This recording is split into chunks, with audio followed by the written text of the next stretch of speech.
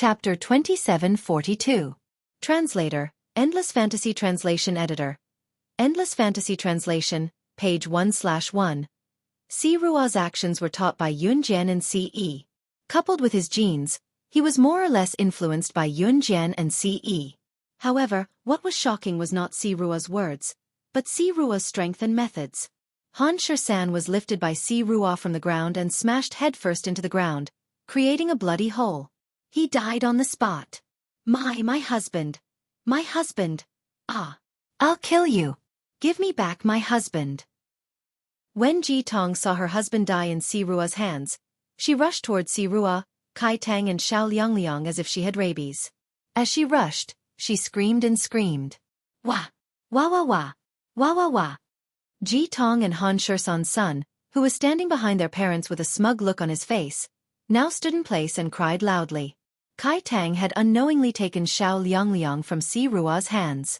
She was also shocked by the horrifying scene just now. She squatted on the ground and let Xiao Liangliang lean on her chest. She put one of Xiao Liangliang's ears on her body and covered them. She covered Xiao Liangliang's eyes and used her other hand to cover the ears that were not covered. Before Ji Tong could reach Si Rua and the other two, Si Rua grabbed her by the throat with one hand and lifted her off the ground. Ji Tong's son was still squatting on the ground and crying. Let go. Cough cough cough. I'm going to kill you. Oh. Ji Tong, who was being held in the air, did not have any strength to fight back. Her throat was being strangled by an unknown force. Her eyes rolled up and her face turned red from suffocation. Apart from Ji Tong's family, the other children, as well as the children's parents, were all scared out of their wits. Kai Tang was a woman who was known to be abandoned by men in the nearby villages. But who knew that the man who abandoned Kai Tang would come back? Looking at the situation, not only did Kai Tang's man come back, he was also an unfathomable strong man. Seeing the scene in front of them, the parents of the children were so shocked that they didn't dare to leave, but they were also shocked and didn't know what to do. Just when the parents of the children were so frightened that they didn't know what to do, a hurried voice suddenly sounded. Stop! Stop! Stop! Stop! Everyone looked to the side, only to see an old man leading a group of people behind him, hurriedly running over. Seeing the old man, the parents of the children heaved a sigh of relief. At the same time, their eyes revealed deep respect for the old man. The desolate spirit continent was divided into 3 regions: Eastern University, Western University, and Central University. This was the Western University, and this old man was the elder in charge of maintaining discipline in the Western University. Even Han Shi-san was no match for this elder's strength. He was considered to be at the top of the pyramid of the desolate spirit continent. Therefore, the appearance of this elder caused everyone to immediately quiet down. Kai Tang was also stunned when she saw the elder. She was afraid that the elder would attack Sealwan, so she hurriedly reached out and pulled Raswan away. She looked at Sealwan and shook her head. If it were someone else, Sealwan wouldn't have cared. Seeing Kai Tang, Sealwan withdrew his hand in a second. Ji Tong fell to the ground like a kite with a broken string. It took him a long time to come to his senses. Elder! He killed my husband. You have to avenge me. After Ji Tong came to his senses, he coughed several times, looked at the elder, and spoke loudly, hoping to get the elder's protection. It would be best if Kai Tang's man could pay with his life. But what Kai Tang didn't expect was that after the elder rushed to Si Dan, he directly knelt in front of Si Dan and kowtowed several times. Then, in front of everyone present, he said to Si Dan, "Senior brother, please forgive me. I heard that someone saw you with his own eyes. You are the strong man from the legendary deity continent, aren't you?" Translator. Transin Editor. Transin. Chapter 2743. Translator. Endless Fantasy Translation Editor. Endless Fantasy Translation, page 1/1, Deity's Continent. It was mentioned earlier. Deity's Continent was a legendary place that everyone on the myriad continents recognized as the place where deities lived. If anyone from there appeared, it would cause a huge commotion among the myriad continents. The elder's words were like a bucket of pig's dung poured on Ji Tong and the other children's parents. What? A powerhouse from Deity's Continent. One of the children's mother heard the elder's words and was so shocked that her eyes were bigger than a dead fish. The next moment, she fell to the ground and fainted. Deities! Deities! Continent! The father of the child, who had been aggressive just a moment ago, let out a shrill scream. He knelt down in front of Si Ming. Everyone, including the group brought by the elder, knelt down in front of the wooden house and kowtowed to Si Ming, who was standing high above everyone else. In addition to the people brought by the elder, the group of dozens of people knelt down in front of Si Ming. If anyone were to see this scene, it would definitely cause a huge commotion. Kai Tang's entire body froze. She never thought that Si Ming was from Deity's continent. The Desolate Continent was the lowest-level continent among the myriad continents. Any deity from Deity's continent could roam freely in any corner of the myriad continents. No powerhouse on the myriad continents dared to compete with them. The difference between her and him was like heaven and earth. Kai Tang hugged Liang Liang and lowered her head. She did not know if it was because of the intimidating aura or the atmosphere, but just as she was about to kneel down in front of Si Ming like everyone else on the Desolate Continent, Si Ming reached out a hand and held Kai Tang's hand. He pulled Kai Tang up from the ground and held her in his arms. Little Liang Liang was brought to the middle of Si Wan and Kai Tang, blocking his parents from hugging each other. He struggled uncomfortably and pursed his lips. She is my wife. This is my son. She has suffered so much in the Desolate Continent these few years. Today she will pay for it all. Si Wan was the same as Yun Jian. She would always seek revenge and repay kindness. Kai Tang and Xiao Liang Liang had suffered a lot in the Desolate Spirit Continent without the company of their husbands and fathers. Hearing Si Dan's words, everyone present was shocked. At this moment, everyone was trying to recall if they had bullied Kai Tang and Xiao Liang Liang before. He had never felt so relaxed before. The faces of those who had done it changed drastically. And Kai Tang, who was being pulled into Si Ming's arms, had already flashed through countless shock in her heart. He was actually a deity of the Deity's continent. Little Liang Liang was actually the child of a deity from the Deity's continent. Just as Kai Tang woodenly raised her head to look at Si Wen's chiseled chin and delicate facial features, Si Wen suddenly stretched out his bony hand and gently lifted Kai Tang's pink cheeks, letting her pink lips meet his eyes. The more Si Xian looked at Kai Tang's delicate face, the more he loved it. He loved her so much that he couldn't bear to part with her. He wanted to rub her into his bones and stay in her body for the rest of his life, never wanting to leave. Kai Tang's face became pinker under Si Wen's gaze. At this moment, Si Wen lowered his head and kissed Kai Tang's lips fiercely in front of everyone who was kneeling on the ground. He licked the girl's fragrance on his lips and smiled evilly. Tell me, who bullied you? Today, your man will send those who bullied you to hell one by one. Book Guest House Reading Website. Chapter 2744. Translator, Endless Fantasy Translation Editor. Endless Fantasy Translation. Si Ming flirted with Kai Tang in public, page 1/1. Or should I say, let the entire Desolate Spirit Continent be destroyed to wash away their sins? Si Ming's words were enough to decide the fate of the Desolate Spirit Continent. A strong person could decide the life and death of a continent. No, Kai Tang. I'm begging you. I'm begging you. No. Please persuade your man. We were wrong. We were wrong. Please. Please. A lot of begging voices came from below. In fact, most of them did not do anything to Kai Tang. Except for the person who was forgiven after Kai Tang knelt down last time. Most of the people only attacked Kai Tang verbally when they met her in the ordinary times. Other than that, no one had hit Kai Tang. Most of them did not even attack her verbally. Even if it was not for this reason, Kai Tang was still from the Desolate Spirit Continent. Moreover, there was the elder she respected the most, the village chief, and the villagers who treated her very well in her village. Kai Tang shook her head at Si Ming and grabbed his hand. Don't. Kai Tang's reaction made Si Ming feel no punishment for the group of people kneeling in front of him. He stroked her delicate cheeks and his lips curled up slightly. Don't you want them to pay the price? No. Kai Tang shook her head. Under the watchful eyes of the crowd, Si Wan reached out and stroked Saitong's tender cheek. In front of everyone present he said to Kai Tang, Little Yang, you're a third wheel with 1,000,000 volts in the middle. But I think they have offended me.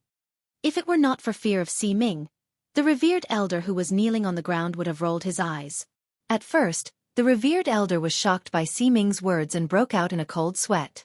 But looking at Si Ming's expression, it was more like he was coaxing or teasing Kai Tang. Or in other words, even if Kai Tang wanted the sun in the sky, he he would forcibly pluck it down and give it to her. The life and death of the desolate spirit continent was now in Kai Tang's hands. Just as the revered elder thought of this, Si Ming caressed Kai Tang's cheeks and blurted out another sentence. Whether it was his tone or his words, they all revealed his strong possessiveness towards Kai Tang. It's okay to not kill them and not destroy the desolate spirit continent, but how will you compensate me? Siwon looked like a very decent person, but the words that came out of his mouth made people shy. But no one could do anything now. Moreover, the women present were all envious of Kai Tang. What kind of luck did she have to be able to marry a deity and become the woman that a deity adored? Those who were frightened by Si Ming were now all heaved a sigh of relief. Ji Tong was so scared that he broke out in a cold sweat. His eyes lost focus and he didn't dare to say another word. Kai Tang took a deep breath and looked at Si Xian with her big eyes. Finally, she gathered her courage and covered the eyes of Liang Liang, who was standing between her and Si Xian. She stood on her tiptoes and took the initiative to kiss Si Xian, who was bending down. Just like a dragonfly skimming the surface of the water, Kai Tang's face had already turned red in front of so many people. Si Ming hooked an arc and licked his thin lips that still had Kai Tang's scent. The people below were all kneeling on the ground. They clearly felt Si Ming's action and caught a glimpse of it, but they didn't dare to raise their heads. Kai Tang now knew that Si Ming was flirting with her in public. She blushed and lowered her head. At the moment when Kai Tang lowered her head, Si Ming bent down and put his thin lips near her ear. In a voice that only the two of them could hear, he said something shameless. Tang Tang, do you think you can compensate me by kissing me? Tonight, let's try the other new positions in the album. Now, I'll listen to whatever you say. Book Guest House Reading Website. Chapter 2745. Translator, Endless Fantasy Translation Editor. Endless Fantasy Translation, page 1/1. Killing this group of people who bullied her or destroying the desolate spirit continent was a piece of cake for Si Dan. What he was most interested in now was not this group of people who could send them to hell at any time, but his little wife. Lowering his head, he saw Kai Tang's face turn red after listening to his unreasonable request. Si Wan had a growing urge to continue to tease her. She was so cute that he wanted to hide her in his room and not let her appear in front of others for the rest of his life. Of course, Kai Tang did not know about Si Dan's thoughts. When she heard Si Dan's words, she frowned tightly, like a little magpie who was panicked and scared after being targeted by a hunter. This made Si Dan love her even more.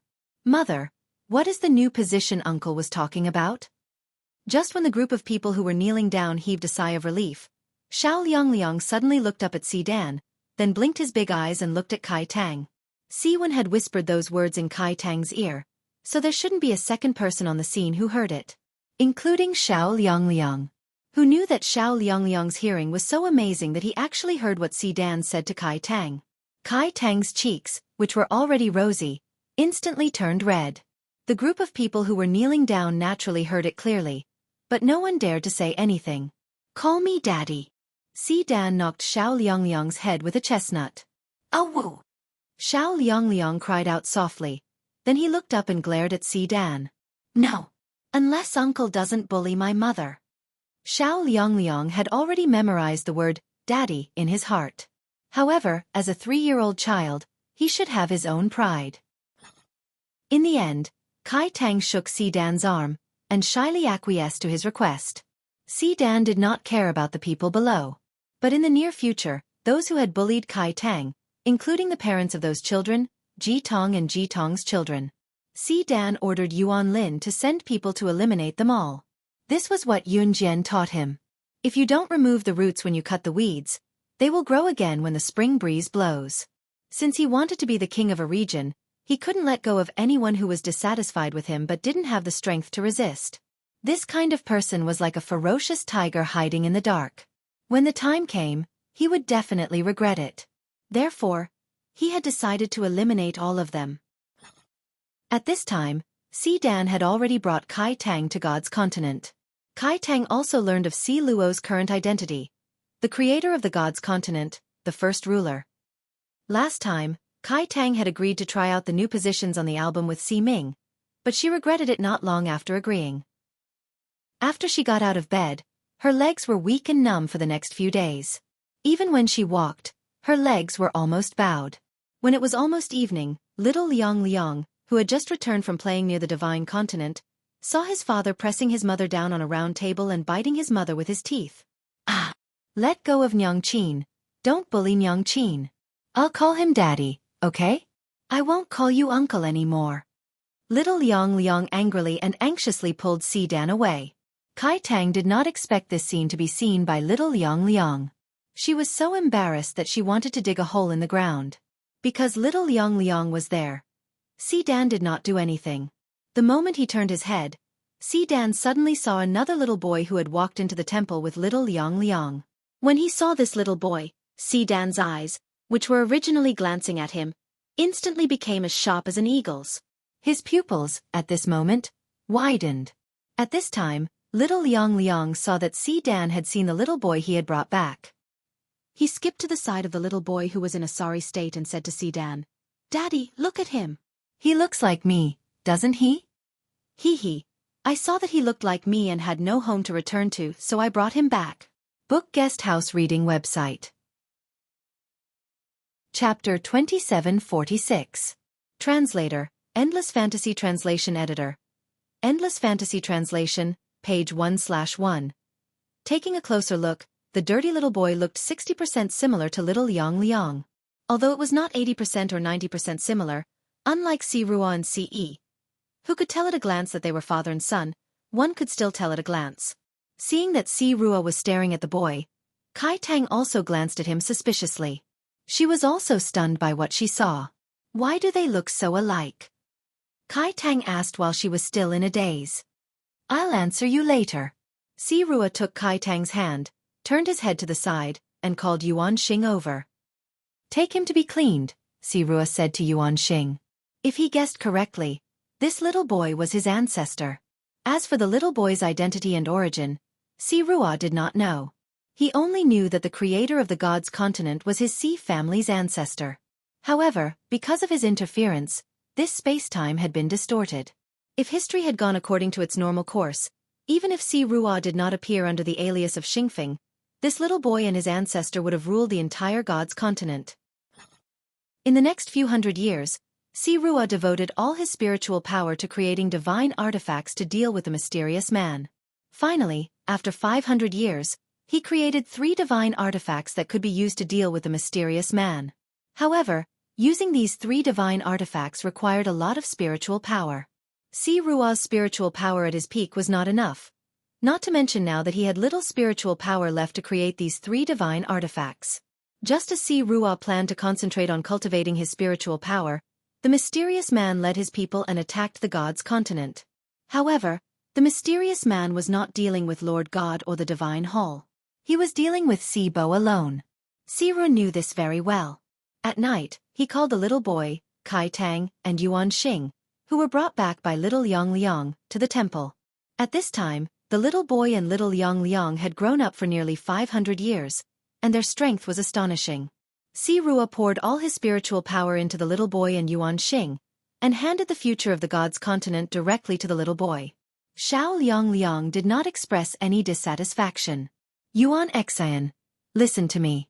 Take these 3 artifacts back to Earth. You must hide them in a place where no one can easily find them. Also, you must remember to leave some things about me on Earth. Use the words of the divine continent to carve them on a rock in the purple cherry garden of Z country. My mother, Yun Jian, will go to this place called Purple Cherry Garden in the future. As for the Purple Cherry Garden, it's currently within Z country's borders. Wan told Yuan Xing all of this. He was ready to fight to the death with the mysterious man. However, he had made sufficient preparations for the future of his mother, Yun Jian, and father, Ce. He hoped that the things he left behind could help his parents defeat the mysterious man. To change the future. I, Yuan Xing, swear to the heavens that I will definitely complete the mission. Yuan Jin looked at Dan, waved his hand, and a ghost mask appeared in his hand. He put it on, turned around, put away the 3 divine weapons, and left the temple without looking back. Tang you.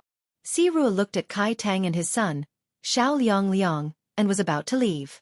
Kai Tang held Xing Feng with one hand and her son, Liang, with the other hand, and said to Ming, "We are a family. We live together and die together. Don't think about leaving us. After hearing Kai Tang's words, Si Rua smiled. He also held Kai Tang with one hand and said to Kai Tang and Xiao Liang, I will protect you. Even if we die, we will be together. Chapter 2747. The little boy brought back by little Liang had indeed ruled the entire God's continent. He was also the ancestor of the main gods and the godly lords. However, due to the long history, the main god only knew that his father was the ruler of the God's continent. He did not know who his grandfather was anymore. That was because the gods of the God's continent had an endless lifespan. Unless they were killed by someone, they would not die. Back then, the little boy did not know the whereabouts of Xiaofan, Kai Tang, and little Liang. He only knew that Xiaofan and the other two were taken away by a mysterious person. The three of them did not die. They were only imprisoned somewhere. As for where they were imprisoned, only Xiaofan, Kai Tang, and little Liang knew. Many years had passed since Xiaofan, Kai Tang, and little Liang went missing on the God's continent. It was so long that the main god's father was born and ruled the God's continent. When the main god's father fell, the main god ruled the God's continent. The birth of the godly Lord Ce was a coincidence. It was also an ill-fated relationship. During a temple gathering, the main god took a fancy to Bailey Yen, who was known as the #1 beauty of the God's continent at that time. The main god confessed to Bailey Yen in private, but Bailey Yen rejected him. Later, on the Bailey family's 10,000th birthday, the main god raped Bailey Yen on an empty rock garden in the Bailey family's backyard. He did not expect Bailey Yen to be pregnant with the main god's child. Bailey Yen wanted to hide from the main god. She even went to the mountain to steal herbs that could induce abortion. However, the main god mistook her for wanting to commit suicide by jumping off the divine rock of destruction. Later, the main god was so angry that he tore off her clothes. He wanted to force himself on her again. However, he saw her protruding 5-month-old belly. When he saw that Bailey Yen was pregnant, the main god was happy. However, he could not help but want Bailey Yen again. The second time, Bailey Yen felt great. However, she still could not forgive the main god. She was pressed down by the main god in the temple's bedroom. She could clearly see her beautiful legs propped up on his body in the mirror not far away from the bedroom. She allowed him to penetrate her quickly. Shame. This was no ordinary shame. Don't. Let go of me. Get lost. Get lost. Bailey Yen pushed the main god as she cried and endured his love. After that, Bailey Yen put on her clothes and ran out of the temple. She was so fast that the main god could not catch up to her. Since Bailey Yen's child was 5 months old, she had been staying in her boudoir, sleeping in her bedroom and not going out. 2 months later, Bailey Yen's stomach was already 7 months old. It was so big that she was about to give birth. On this day, Patriarch Bailey brought the people of the Bailey family to Bailey Yen's boudoir to check on Bailey Yen's condition. She had always said that she was seriously ill and had been lying in bed for 2 months. She had been eating and drinking in bed. The 7th and 8th aunts of the Bailey family all came to visit Bailey Yen. But just as everyone was about to leave, a mischievous 5-year-old child suddenly ran over and pulled the blanket away from Bailey Yen, who had wrapped herself tightly before she could react. Under the blanket, Bailey Yen's belly had already grown into a rubber ball. Housemaster Bailey, as well as everyone in the Bailey family, saw it. The Bailey family's patriarch's face turned pale in an instant. Your belly. Yen, your belly. Bailey Feng, her brother who doted on her the most, was stunned when he saw that her belly was so big that it was obvious that she was about to give birth. This was the first time in his life that he stuttered. Nonsense. Nonsense. So you were pretending to be sick. Bailey Yen. How did I educate you? Get lost. Get off the bed right now. Tell me. Whose bastard child is this in your belly? As Bailey Yan's father, Housemaster Bailey had always been proud of Bailey Yan's elegance. But when he saw Bailey Yan's protruding belly, his face turned completely pale. The daughter that he thought highly of had suddenly done something unforgivable. Housemaster Bailey rushed to Bailey Yan's bed. As he pulled, he wanted to drag Bailey Yen off the bed in front of everyone in the Bailey family. Tell me, which bastard child is this? You won't tell me, right? How dare you lie to your father and family? If you don't tell me, get out of the Bailey family immediately. Our Bailey family doesn't want a daughter like you. Housemaster Bailey ignored Bailey Yan's explanation and was about to drag her out of the door. No one's explanation was of any use. Just as Bailey Yan was being dragged to the door by Housemaster Bailey and forced to ask who the bastard who made her pregnant was, a tall figure walked in from outside the door. The person who came was the current ruler of the gods' continent, the Lord. The Lord walked to Bailey Yan's side in a few steps and saved Bailey Yan from Housemaster Bailey's hands. He rubbed his chest and said to Housemaster Bailey in front of everyone, "It's not her fault. I couldn't hold back and forced her on your 10,000th birthday. So the child in your belly is mine." Wonderful Book House. Chapter 2748. Even if he had done something bad, he was still upright and upright. As soon as this male voice sounded, Patriarch Bailey almost reflexively wanted to turn his head and strangle the owner of this male voice to death. But when he saw that the person who had come was none other than the current ruler of the gods' continent, the Master God, even Patriarch Bailey, who had been upright and upright all his life, had to throw his anger to the back of his head. Master God. Patriarch Bailey and the dozens of people in the house suppressed their anger and bowed to the Master God. The Master God, who was being worshipped by the Bailey family, had one hand around Bailey Yan. He was about to speak about marrying Bailey Yan.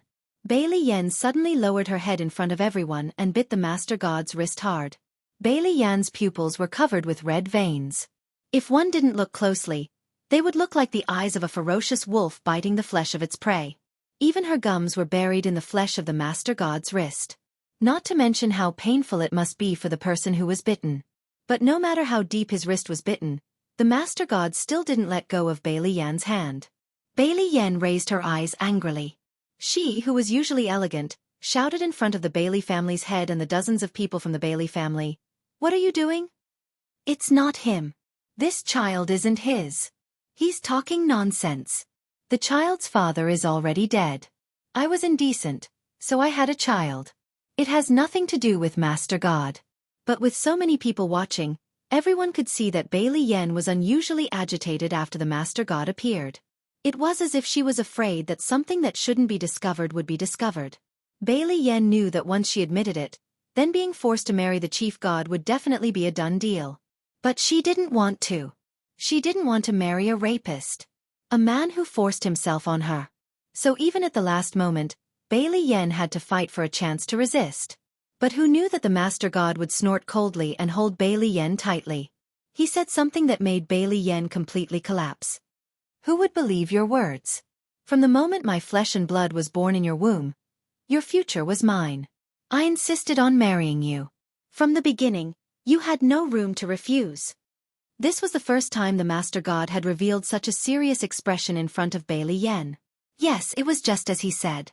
From the very beginning, he had taken a liking to her, so there was no room for rejection in her life. Bailey Yan's eyes lost their color, and she collapsed in the Master God's arms like a porcelain doll. The people of the Bailey clan were angry, but they didn't dare to say anything. In the end, the Bailey family still married Bailey Yan to the temple. 3 months later, Bailey Yan gave birth to a boy named Divine Lord. The Divine Sovereign was the future successor of the God's continent. However, whenever she saw a newborn Divine Lord, Bailey Yan would think of the Lord God. Therefore, when the child was born, Bailey Yan threw the Divine Lord far away. Whenever she saw the child, she would cover her ears and scream. Perhaps to many people, Bailey Yan was pitiful and hateful. She even abandoned her own child. Even the future Bailey Yan herself felt that she was too extreme in the past. But there was always a time when one was young. At this time, Bailey Yan was equivalent to the puberty of an earthling. Her life had just begun, and she was already being raised by a sovereign. This feeling caused Bailey Yan to break down. "I'm not eating. I'm not eating. All of you get lost. Get lost." Bailey Yan knocked over all the dishes that the Temple Lord God's subordinates had brought over. The Master God had just entered the bedroom, and this was the first thing he saw. Almost in a flash, the Master God appeared behind Bailey Yan and picked her up from behind.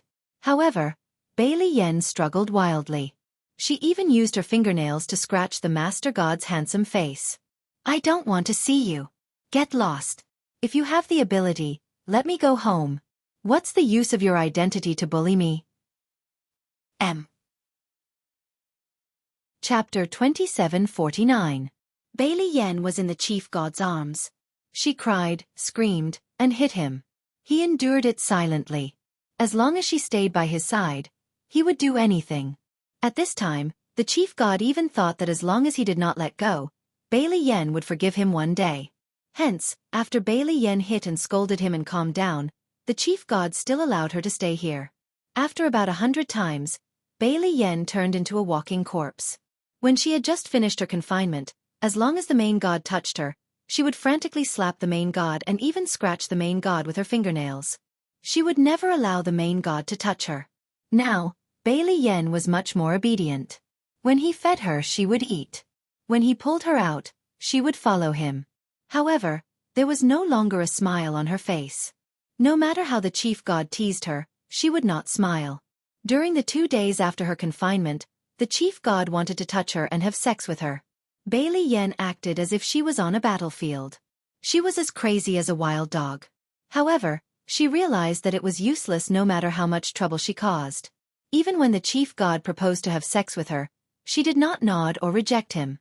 She allowed the chief god to press her down on the bed like an inflatable doll. She did not make a sound. When the Lord God was 2 years old, there was a day when the Lord God was crazier than ever before with Bailey Yen. Even Bailey Yen, who had good endurance and did not make a sound during sex, could not help but moan. She was almost sent flying off the edge of the bed by the chief god several times. After they were done, the chief god tossed her a piece of white paper.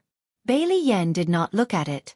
However, the chief god's words attracted the attention of Bailey Yen, who had been uninterested in the outside world for many years. This is the letter of divorce. You may leave. The chief god's heart turned cold. Only then did Bailey Yen slowly turn her head to look at the chief god. Her tightly shut lips twitched for a while. She looked at the chief god in disbelief. What did you say?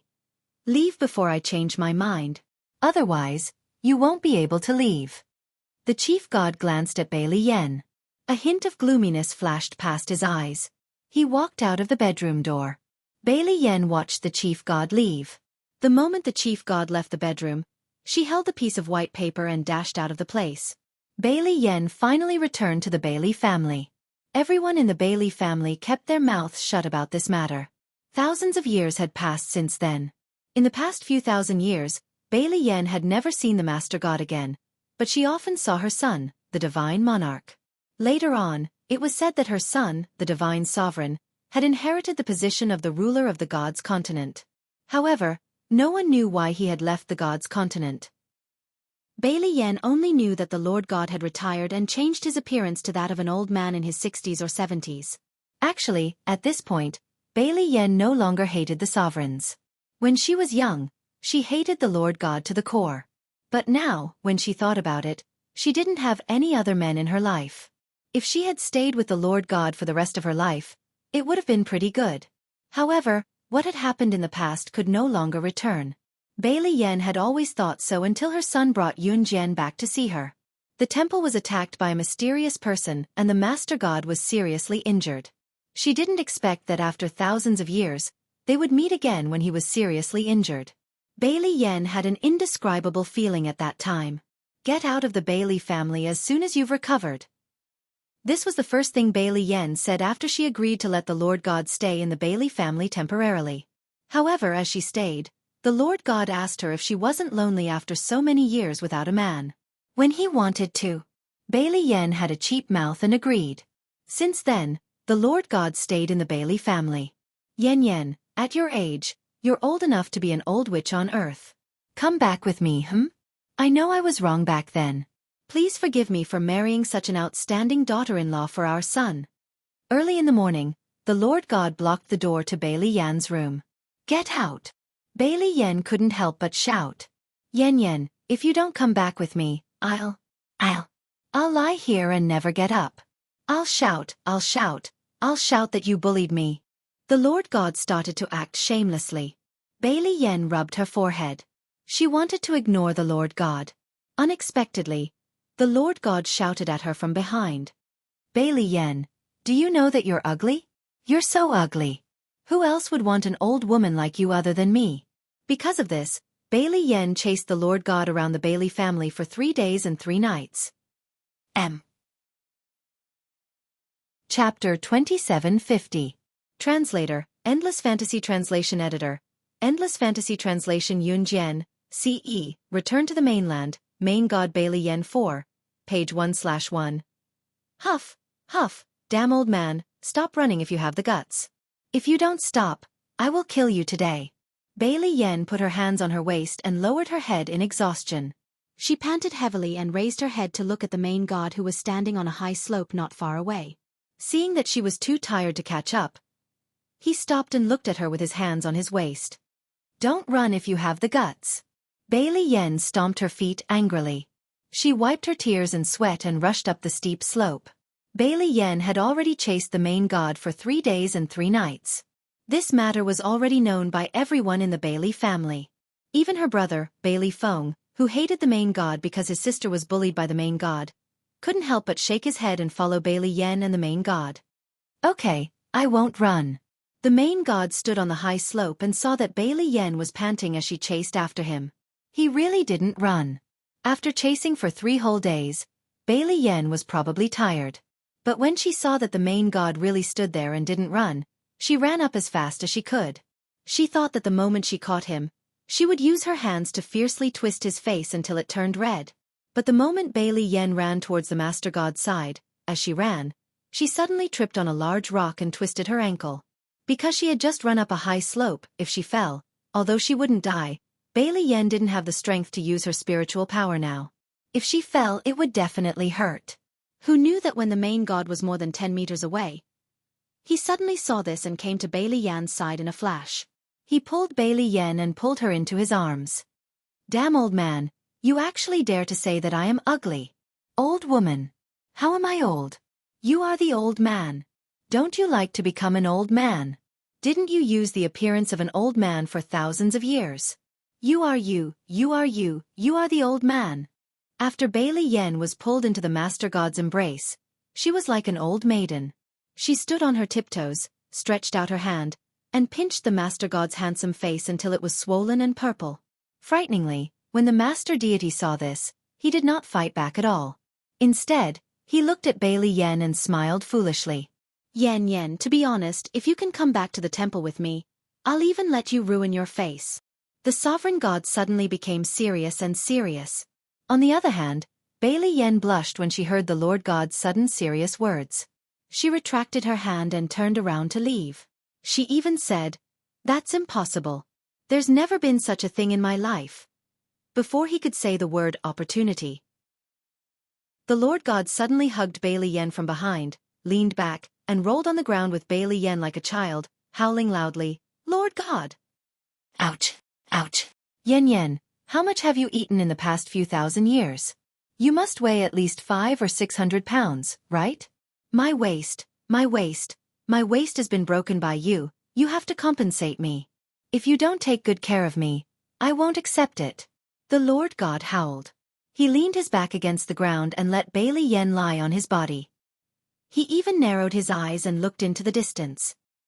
He saw that his son had brought his daughter-in-law and grandchildren back to see him. Ouch, ouch. I'm going to die. The Lord God hugged Bailey Yen tightly and refused to let her leave. He acted shamelessly. In the distance, Ce held onto Yun Jian's little hand and walked over. When she saw this scene, her eyelids twitched, and 3 black lines appeared in front of her eyes. Mama, are Grandpa and Grandma rolling around in circles? At this moment, the little girl who was held by Yun Jian looked into the distance and turned to ask Yun Jian. At this moment, the little girl and the little fellow were already 3 years old. Book Guest House Reading Website. Chapter 2751. Page 1/1. No. Yun Jian rubbed the little girl's head and did not explain further. Oh. The little girl looked at the main god who was hugging Bailey Yen with all his might. Bailey Yen was struggling to stand up. She tilted her head and looked at them in surprise. The little girl suddenly turned her head and looked at the little boy. She excitedly suggested to her brother, who was also 3 years old, Big brother, let's also roll around like Grandpa and Grandma, okay?" The little boy rolled his eyes at the little girl's suggestion. Heh, idiot. The 3-year-old little boy did not want to play such a childish and boring game with the little girl. After being called an idiot by her brother, The little girl's face immediately fell. She pulled Yunjian's hand and suddenly said, "If Big Brother Iran was here, he would definitely play with me." The little boy heard the little girl's words and was instantly dissatisfied. He wanted to threaten his sister but was suddenly hit on the head by Ce. The little boy rubbed his head and snorted. He turned to the side and did not say anything. Bailey Yen, who was on a high slope in the distance, had already seen Yunjian and Ce's family of 4. She was helpless as the main god was hugging her tightly and was unwilling to let go. She said in exasperation, "Fine, fine, fine. Let go first. The children are back. You damned old man. What are you doing?" Bailey Yan's helpless words caused the main god to come back to his senses. He quickly let go of her and said something that he was afraid Bailey Yen would not admit to. "Yen, you've never gone back on your words. Then it's a deal." Yunjian and Ce, who were standing in the distance, naturally knew that the main god was chasing Bailey Yen. However, they did not know that the main god's way of chasing Bailey Yen was so shameless. Because of the arrival of Yunjian and Ce, the Bailey family became much livelier. What really made the Bailey family lively was the arrival of the little fellow and the little girl. Even the Lord God, thanks to Yunjian and Ce's blessings, was once again able to move into the Bailey clan. However, Bailey Yen had arranged for him to stay in the Bailey clan, which was the furthest place from her residence. In the past few days, Bailey Yen had received love letters from the little girl. However, the words written on it were telling Bailey Yen that the master god was uncultured. "Ah, you are the clouds in the sky. I love you. I want to pluck the clouds in the sky and hold them in my arms." Or, "You are lonely. Hug me. Let us be together forever, forever and ever." And the most shocking sentence was, "Yen, I love you. Even if you become a cloud in the sky or a pile of dog shit on the ground, I will still love you. Even if the rice is stolen by rats, I will get it back and give it to you, the one I love the most." Rats love rice. It was defended in this way. Bailey Yen seriously suspected that these love letters were pieced together by the Lord God from somewhere. Furthermore, they were copied in a dubious manner. However, when she saw these love letters, Bailey Yen was indeed secretly happy. She laughed while covering her mouth. The little girl was bribed by the Lord God. Every day, she would hand over a love letter written by the Lord God to her on time. Because it was from the little girl, her own granddaughter, Bailey Yen couldn't refuse it. However, she was hatefully thinking about the Lord God in her heart. This sinister man. Yen, are you thinking that a sinister man like me should be beaten to death? Just as Bailey Yen was sitting in front of her dressing table, hatefully thinking about the Lord God's actions and thinking that such a hateful and abominable man should be dragged out and beaten to death, a familiar hateful male voice suddenly sounded behind her. Bailey Yen was so frightened that she knocked over her chair and stood up. Just as she was about to shout, "Why are you here?" Before she could say anything, the Lord God covered her mouth. Yen, don't make a sound." It would be strange if she didn't make a sound. Who knew what strange things he was going to do again? After the Lord God let go, Bailey Yen opened her mouth and wanted to shout again. Unexpectedly, the Lord God stuffed a finger into her mouth, blocking her mouth as she was about to shout. His other hand circled around Bailey Yen's waist and flipped Bailey Yen onto the edge of the bed in 2 moves. He even left behind a sentence that was comparable to a hooligan's. Yen likes Yuan a lot, right? Then let's have a few more children. A few more children who are prettier than Yuan and much more handsome than Si Ming, that brat who's not cute at all and wants to be beaten up with just one look. Don't tell me you don't want to. Look at how wet you are. Book Guest House Reading Website. Chapter 2752. Translator, Endless Fantasy Translation Editor. Endless Fantasy Translation, page 1/1. Bailey Yen was once again tricked by the Master God's glib tongue into going to bed. However, Bailey Yen regretted it after that. Get up, get up. You better forget about what happened just now. Otherwise, don't even think about stepping into the Bailey family again. Bailey Yen covered her chest. She was only wearing a thin piece of underwear. Her other hand grabbed the Lord God's ear tightly and pulled him up from the bed. If it was 1,000 years ago, Bailey Yen would not have been able to do such a thing. Firstly, Bailey Yen was timid back then. Secondly, it was probably because the position of the ruler of the gods' continent had fallen into her son's hands. In other words, Bailey Yen was no longer afraid of the Master God. Ouch! Ouch! Ouch! Be gentler. My ear, it's going to be broken by you. Although the Master God muttered and stood up like Bailey Yen was grabbing his ear, he did not reach out to pull away Bailey Yen's hand that was grabbing his ear. You can still feel pain. Shameless old man. Bailey Yen pulled the Master God's ear angrily. She wanted to drag the Master God out of the door of her room. She thought that the Master God would not leave after being dragged out of the bed. However, after the Master God got out of the bed, he walked out of the door obediently. Bailey Yen was stunned. She did not realize what he was doing for a long time. However, Bailey Yen knew that the Master God would not leave obediently. As expected, when the Master God placed his hand on the door and was about to open it, he suddenly turned to look at Bailey Yen. He smiled wickedly and said, "My son and daughter-in-law are outside. Yen, if you want me to leave, I'll leave." As he spoke, he placed his hand on the door and tried to open it. "No! Don't open it!" Bailey Yen's expression changed. She quickly ran forward and grabbed the Master God's hand that was about to open the door. "You don't leave. Sleep in my room tonight." Bailey Yen urged him to stay. It was already very late. If the Master God really walked out of her room in front of Yun Jian and Ce, anyone with a discerning eye would know what he was doing in her room.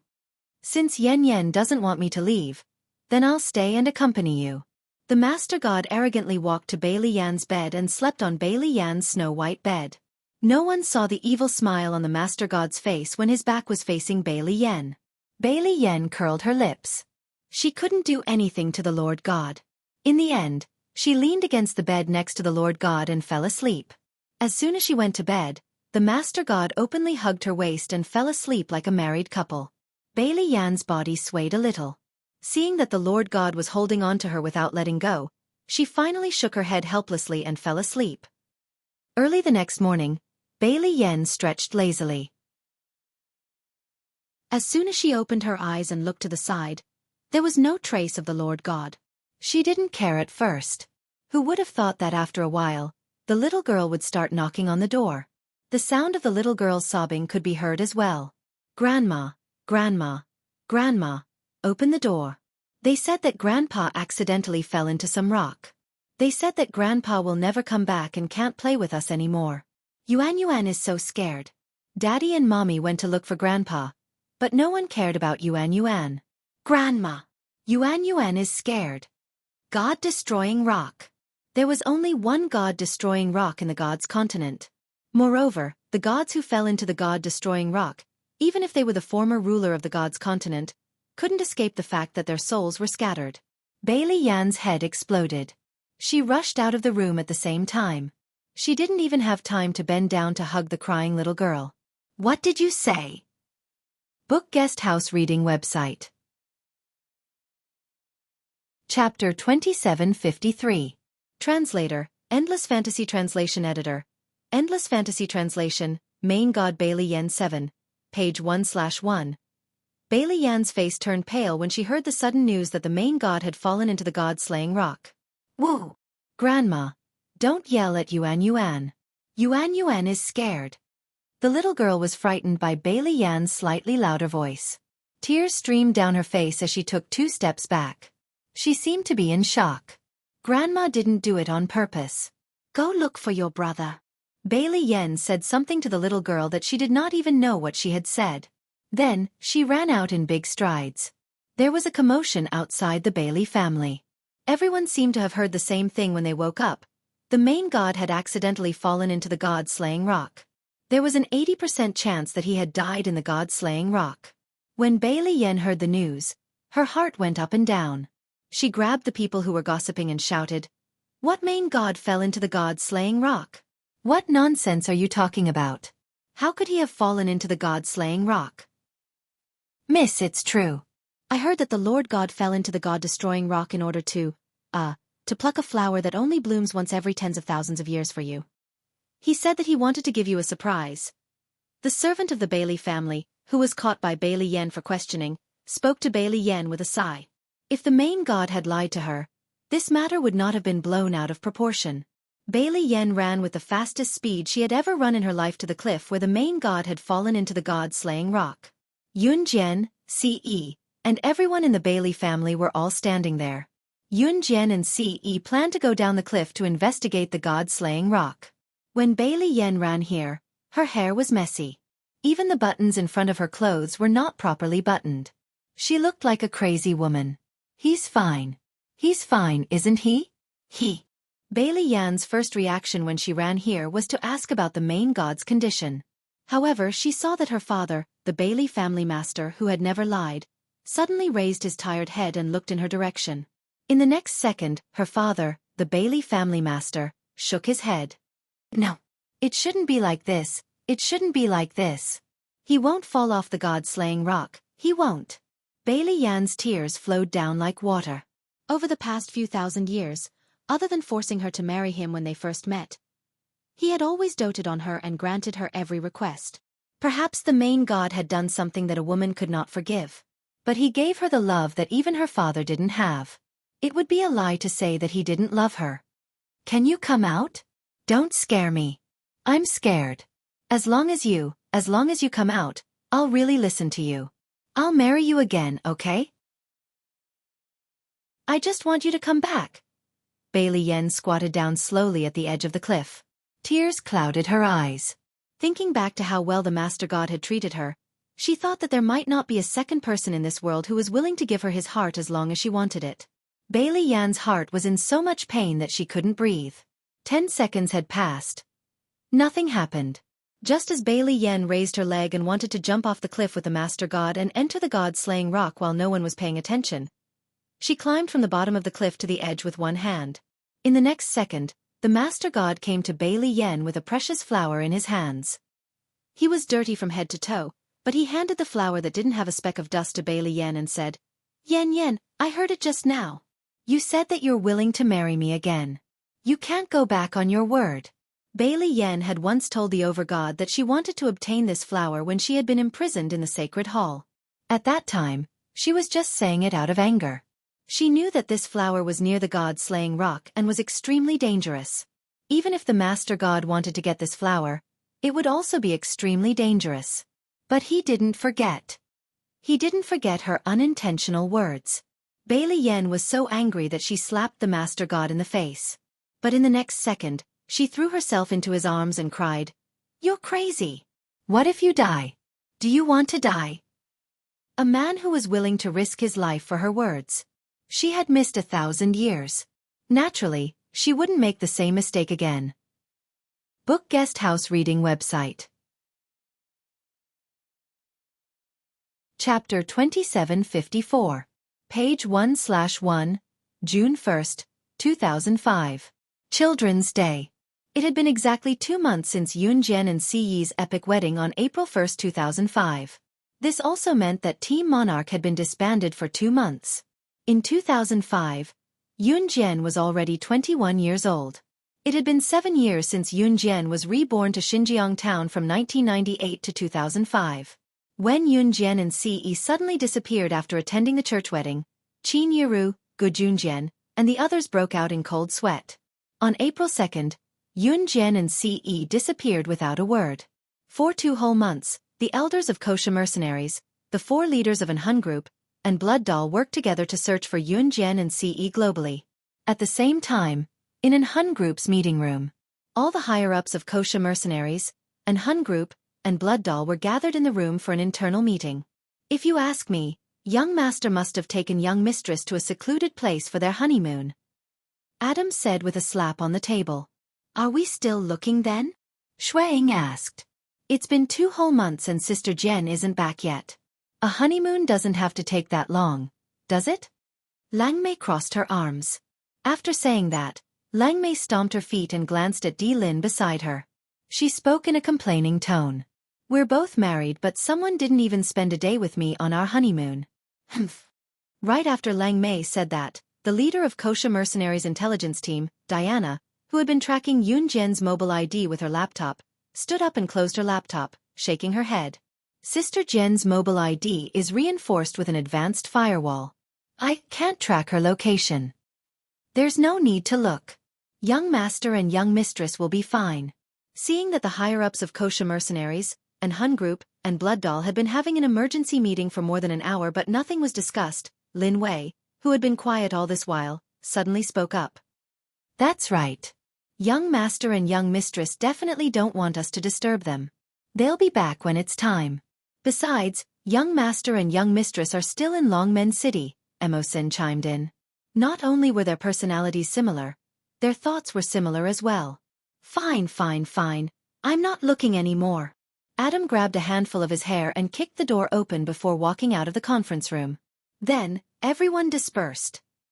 Yun Jian and Ce, who were the subject of heated discussions among the world's top 3 organizations, were on a honeymoon trip around the world. The next stop was the Ice Pot Cave in J City, Zhe province of Z country. The Curling Cave was a scenic spot in the mountains. The Ice Pot Cave was located between the mountain and the underground cave. It was 580 meters above sea level and 120 meters deep. The caves here were all formed naturally. Coupled with the illumination of some neon lights, it was simply too beautiful to take in.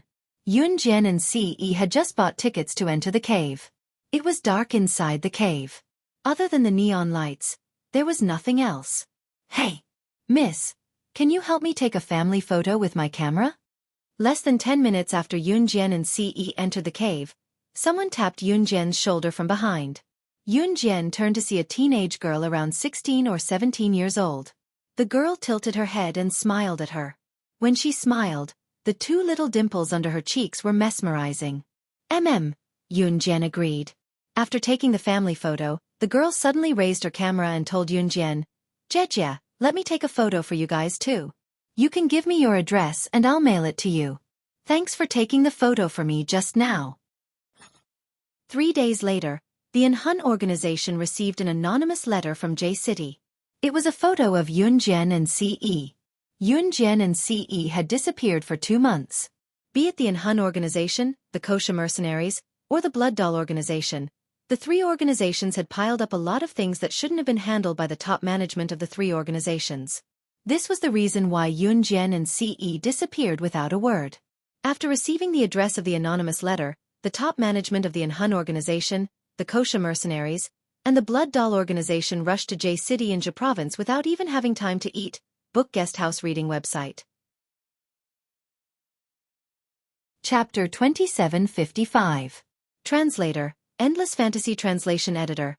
Endless Fantasy Translation, Yun Jian and Ce. Page 1/1. Although the doll was cumbersome, Yun Jian still smiled sweetly. Sure enough, it was a good choice to leave everything behind and travel with him in an unfamiliar place. Ah, my classmates are here. Just as Ce handed the doll to Yun Jian, Han Mingming suddenly waved his hand in the distance and shouted excitedly. A group of 16 or 17-year-old boys and girls about the same age as Han Mingming came into view. Only the man standing in the middle looked to be in his 30s. He had a black beard and looked quite artistic. Mingming, this is my uncle.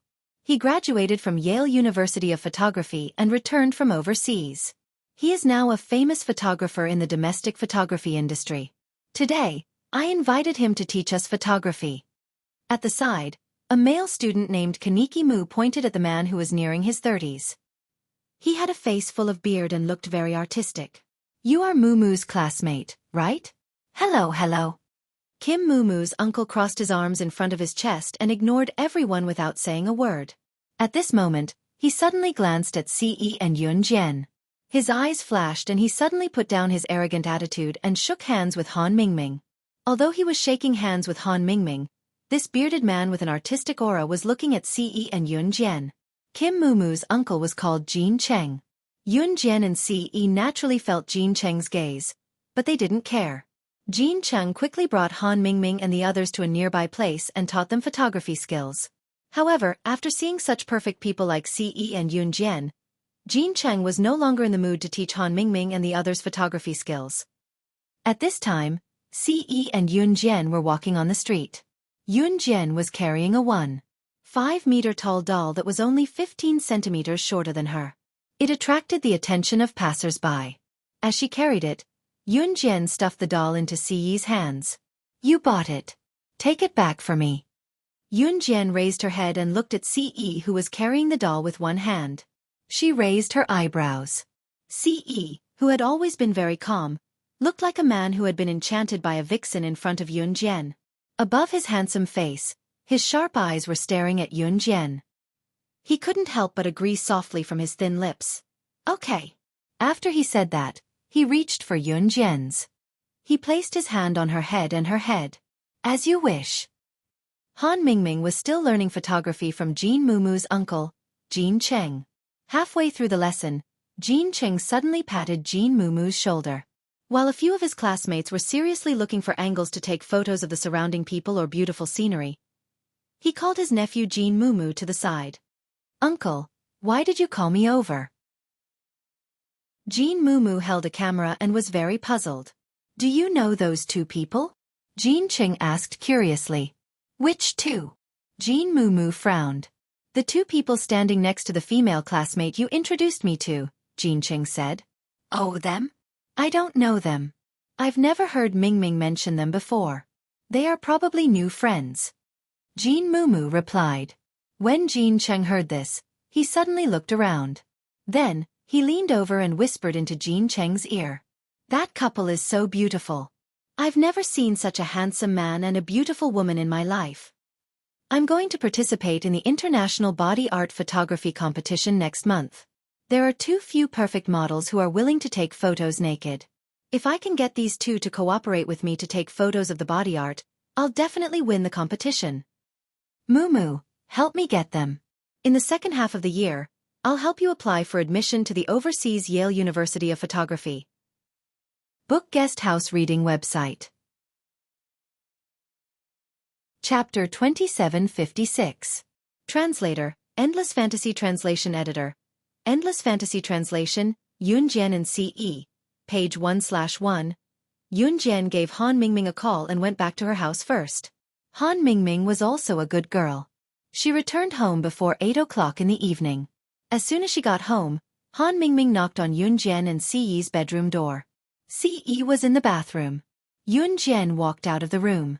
Standing in the corridor, Han Mingming said excitedly to Yunjian, Sister, I have a male classmate tonight. He said that he knows a tour group and can bring you and brother to sign up tomorrow night. That Mandarin Duck Valley is too big. Since sister and brother are going there to have fun, just leave it to the tour group and don't worry about anything else. Sister, if you think it's okay to go with a tour group, I'll tell my classmate that you agreed to go. Yunjian and Ce had never been on a tour group before, but Yunjian agreed. Sure. There was indeed an advantage to going with a tour group, and that was that they didn't have to find their own way. From the beginning of this global tour, Ce was the one who led the way, and Yunjian was only responsible for following. It was a very happy thing to follow someone and not have to find their own way. During this period of time, Ce couldn't even bear to let Yunjian drag her luggage. It was said that the 7-year itch was fresh for some couples in the first few years, but by the 7th year, it was very likely that they would be tired of each other. Although Yunjian and Ce had just registered their marriage, they had known each other for more than 1,000 years. Ce was perhaps different from any other man. The 7-year itch didn't exist to him at all. The more he pampered Yunjian, the more he loved her. Now, he couldn't wait to spend every moment with her. The next night, Ce held Yunjian's hand and followed Han Mingming to a bridge near Han Mingming's house. The male classmate that Han Mingming was talking about was Kim Mumu. If Kim Mumu didn't introduce himself to Yunjian and Ce the previous night, then today, he introduced himself to Yunjian and Ce. Hello, my name is Kim Mumu. It's like this. My uncle, the man with the long beard you saw yesterday, is also going to the Mandarin Duck Valley. Moreover, my uncle is going to the Mandarin Duck Valley for filming, so he is going to the Mandarin Duck Valley. Coincidentally, I'm on translation since I'm on English. I want to go because I want to learn photography with my uncle. I know a tour group. Let's go tomorrow. I'll take you guys. Yunjian translation of translation Jin's Mumu, Kim Mumu. It was Han Mingming who introduced Jean Mumu to Yunjian and Ce, who was taken aback. He turned to look at Jean Mumu and asked, Jean Mumu, you're going to Lover's Valley too? Didn't you say you were going to introduce a tour group to my friend? Coincidentally, I'm going. It's not like you don't know that Mandarin Duck Valley is the most suitable place for filming. Haha, Ming Ming, do you want to go together? Jinmu scratched his head and replied. As he spoke, Kim Mumu's eyes seemed to be drifting. Yun Jian and Ce naturally could not escape their eyes. However, neither Yun Jian nor Ce said anything. I won't go and join in the fun. Han Mingming shook her head. As she spoke, she suddenly grabbed Jean Mumu and walked to a spot where she thought the two of them could not hear her and told Jean Mumu, Don't worry. Mumu, when we reach the Mandarin Duck Valley, you must remember to give my friend some personal space. Han Mingming was a very meticulous person. She did not follow them to Mandarin Duck Valley because she wanted to give Yun Jian and Ce some space. Okay. I'll take note of that. Kim Mumu nodded in front of Han Mingming, but his eyes were moving left and right. It was obvious that he was up to something. Translator, King Bao Editor. Dark Gem.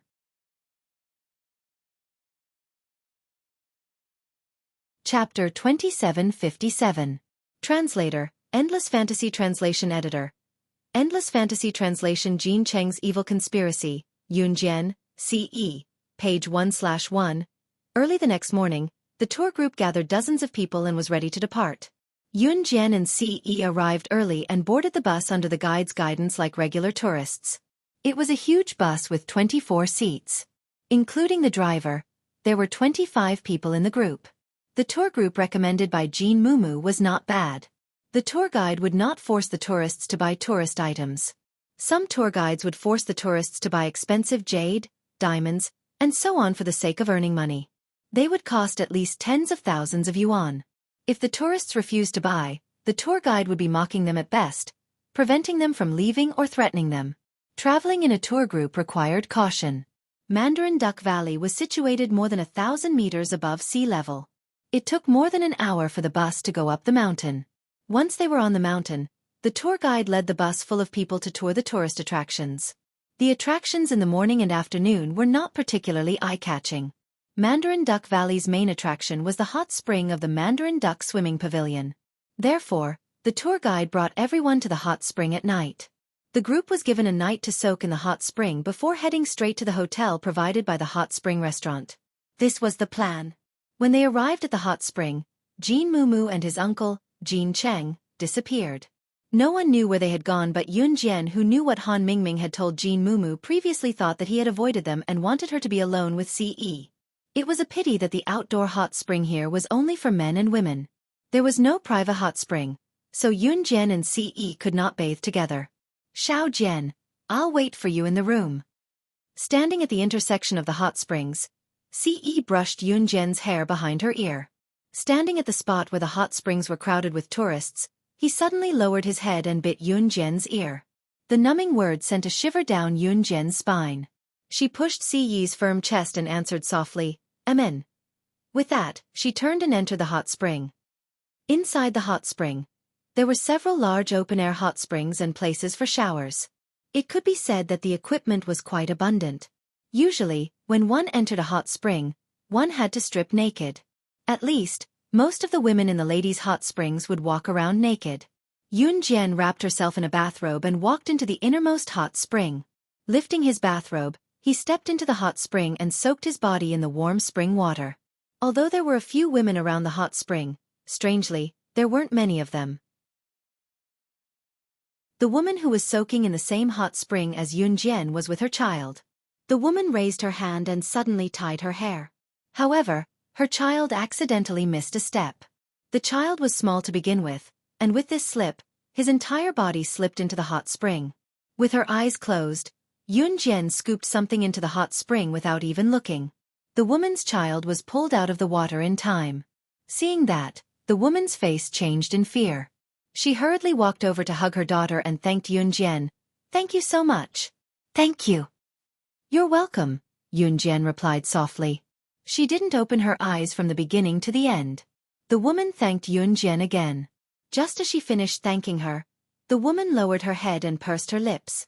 She thought about it and finally glanced at Yun Jian as if she had something on her mind. In the end, the woman couldn't help but whisper into Yun Jian's ear, Miss, why don't you leave now? Don't come here to soak in the hot spring again, or... At this moment, a male voice suddenly sounded, "Leave? Since you're in the hot spring, then don't leave.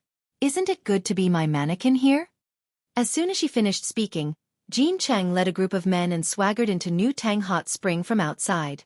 Behind Jean Cheng was Jean Mumu, who had done something wrong. At this moment, Jean Cheng looked at Yun Jian with a determined expression. He thought that Yun Jian must be naked in the hot spring like all the other women in the hot spring. Thinking of this, he suddenly laughed. "Haha, you're Yun Jian, right? I've had my eyes on you since a long time ago. That figure, that appearance, tisk tsk. It's such a pity if you don't contribute to Z country's body art industry. Now, I'll give you a chance. Be my mannequin here. Believe me, I'll help you strip naked and take beautiful photos. I'll show your most perfect female side to everyone." Book Guest House Reading Website. Chapter 2758. Translator, Endless Fantasy Translation Editor. Endless Fantasy Translation Yun Jian CE, page 1/1. Yun Jian's words were similar to Jean Cheng's arrogant words when he threw his postcard at Yun Jian. As soon as he said that, Jean Cheng's face instantly darkened to a frightening degree. "El Uncle, the chairman of New Cruise, the boss of Falcon Hall, and the boss of Kosha Mercenaries. He seems quite young." Jean Mumu, who was standing behind Jean Cheng, panicked and scared when he heard Yun Jian's words. Jean Mumu looked at Yun Jian fearfully as he backed away from the hot spring. "What are you panicking for? Didn't you hear the teachers say that you should be rational when you're kidnapped? She's no different from a smart student who's shouting 'the police are here' to her kidnapper. Women in this society are smart. It's not the first time I've met a difficult woman. You think you can scare me with such little tricks? You want me to let her go? I haven't been in the photography industry for more than 10 years for nothing." Jean Cheng was naturally much more experienced than Jean Mumu. He stretched out his hand, and without turning his head or turning around, he grabbed Jean Mumu's hand and said in an old-fashioned manner, "Old Cheng, how many women don't love money these days? Go and find her man, give them some money, and let them shoot for us. Isn't that the best of both worlds? We don't lack money." A photographer who stood behind Jean Cheng raised the HD camera in his hand. He was eager to take a nude shot of Yun Jian when he saw her because he was in pursuit of artistic vibe. Jean Cheng turned his head and gave the photographer a sidelong glance. The photographer immediately shut up. As a graduate of Yale University of Photography and a top photographer in the country, Jean Cheng had some prestige. "Name your price. Let's not talk nonsense. Be it New Cruise, Falcon Hall or Kosha Mercenaries, the bunch of disobedient women I've met before, they've resorted to all sorts of tricks. There's a woman who said she's the president's daughter.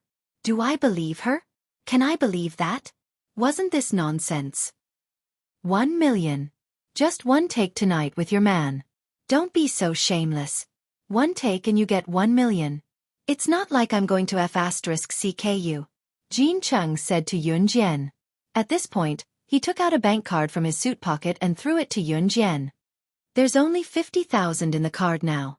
After you and your man cooperate with me to take photos tonight, I'll transfer the remaining 950,000 into this card." As he spoke, Jean Cheng touched his head with a noble look on his face. Those who didn't know him would think that he was a domineering CEO. Just as Jean Cheng finished speaking, Yun Jian raised her eyes and glanced at him from the corner of her eyes. Her red lips curled up slightly as she spoke. 1 million, huh? Yes, that's right. As long as you and your man are together, the money is yours. Jean Cheng thought that Yun Jian was going to agree, so he quickly said, "There's no need for 1 million. After Jean Cheng finished speaking, Yun Jian's words shocked everyone present even more. "No need for 1 million, then. 50,000 is enough."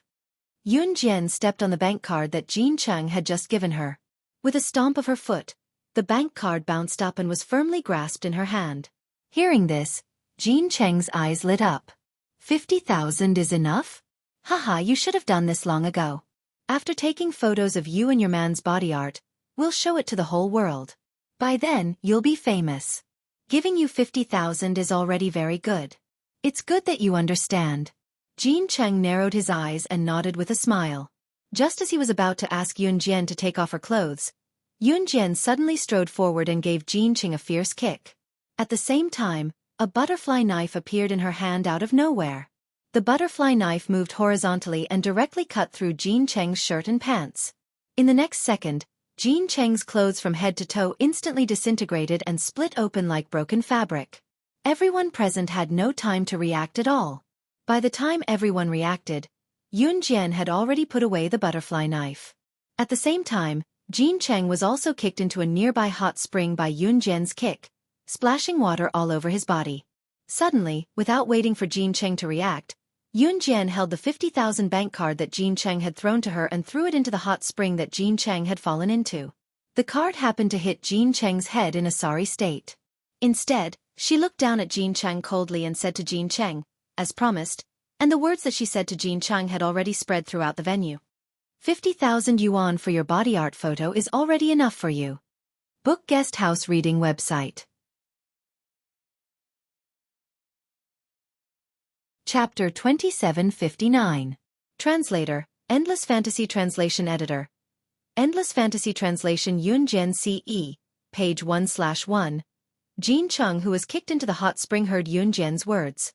Under the gaze of the female models and the dozen male photographers he had brought along, including his nephew, Jin Mumu, he struggled in the water for a while before standing up. The bank card that he had thrown at Yun Jian was smashed on his head by Yun Jian. Humiliation. This was a humiliation to him as a man, to a top international photographer. Oh, you woman, you actually dare to treat me like this. Jin Cheng stood up from the hot spring, his entire body drenched. He used the hot spring water as he slapped the water fiercely, his face filled with anger as he shouted. On that artistic face, there was a frightening, ferocious expression. Everyone go! Go! Go! There are so many of us, can't we even hold down a woman? Everyone go! Jin Cheng stood in the hot spring and took pictures of the water, shouting at the male photographers and the female mannequins around them who were looking at Yun Jian. This group of people were undoubtedly Jin Cheng's men. After Jin Cheng's desperate shout, the surrounding people stopped in their tracks. However, this group of male photographers all surrounded Yun Jian, trapping Yun Jian in a circle. The sound insulation of this hot spring restaurant was very good, and because it was a natural hot spring, the female hot spring and the male hot spring were very far apart. This meant that the male hot spring where CE was at and the female hot spring where Yun Jian was at were separated by hundreds of meters. Furthermore, Jin Cheng had already bribed the restaurant, so if Yun Jian was an ordinary woman, it would be useless even if she screamed herself hoarse. Master Jin, that's enough. I think it's enough. She's still a young lady in her early 20s. Don't force her anymore, it's not right. Moreover, our country has its own laws, this kind of coercion is illegal. Seeing that the male photographers had listened to Jin Cheng's words and surrounded Yun Jian, the kind-hearted woman whose young daughter accidentally fell into the hot spring and was caught by Yun Jian couldn't help but speak out to Jin Cheng. This woman and her daughter were all Jin Cheng's body art models. I'm contributing to Z country's art to the world. Illegal? Illegal? Can the police arrest me? Is there any justice in this world? Hearing the woman's words, Jin Cheng's temper suddenly flared up as he shouted at the woman. He didn't feel that he was in the wrong at all. He even thought that the law should be on his side for what he had done. Jin Cheng had already gone mad. He even thought that using art as the premise of kidnapping her to force Yun Jian's words was above morality and the law. There was simply no way to save him.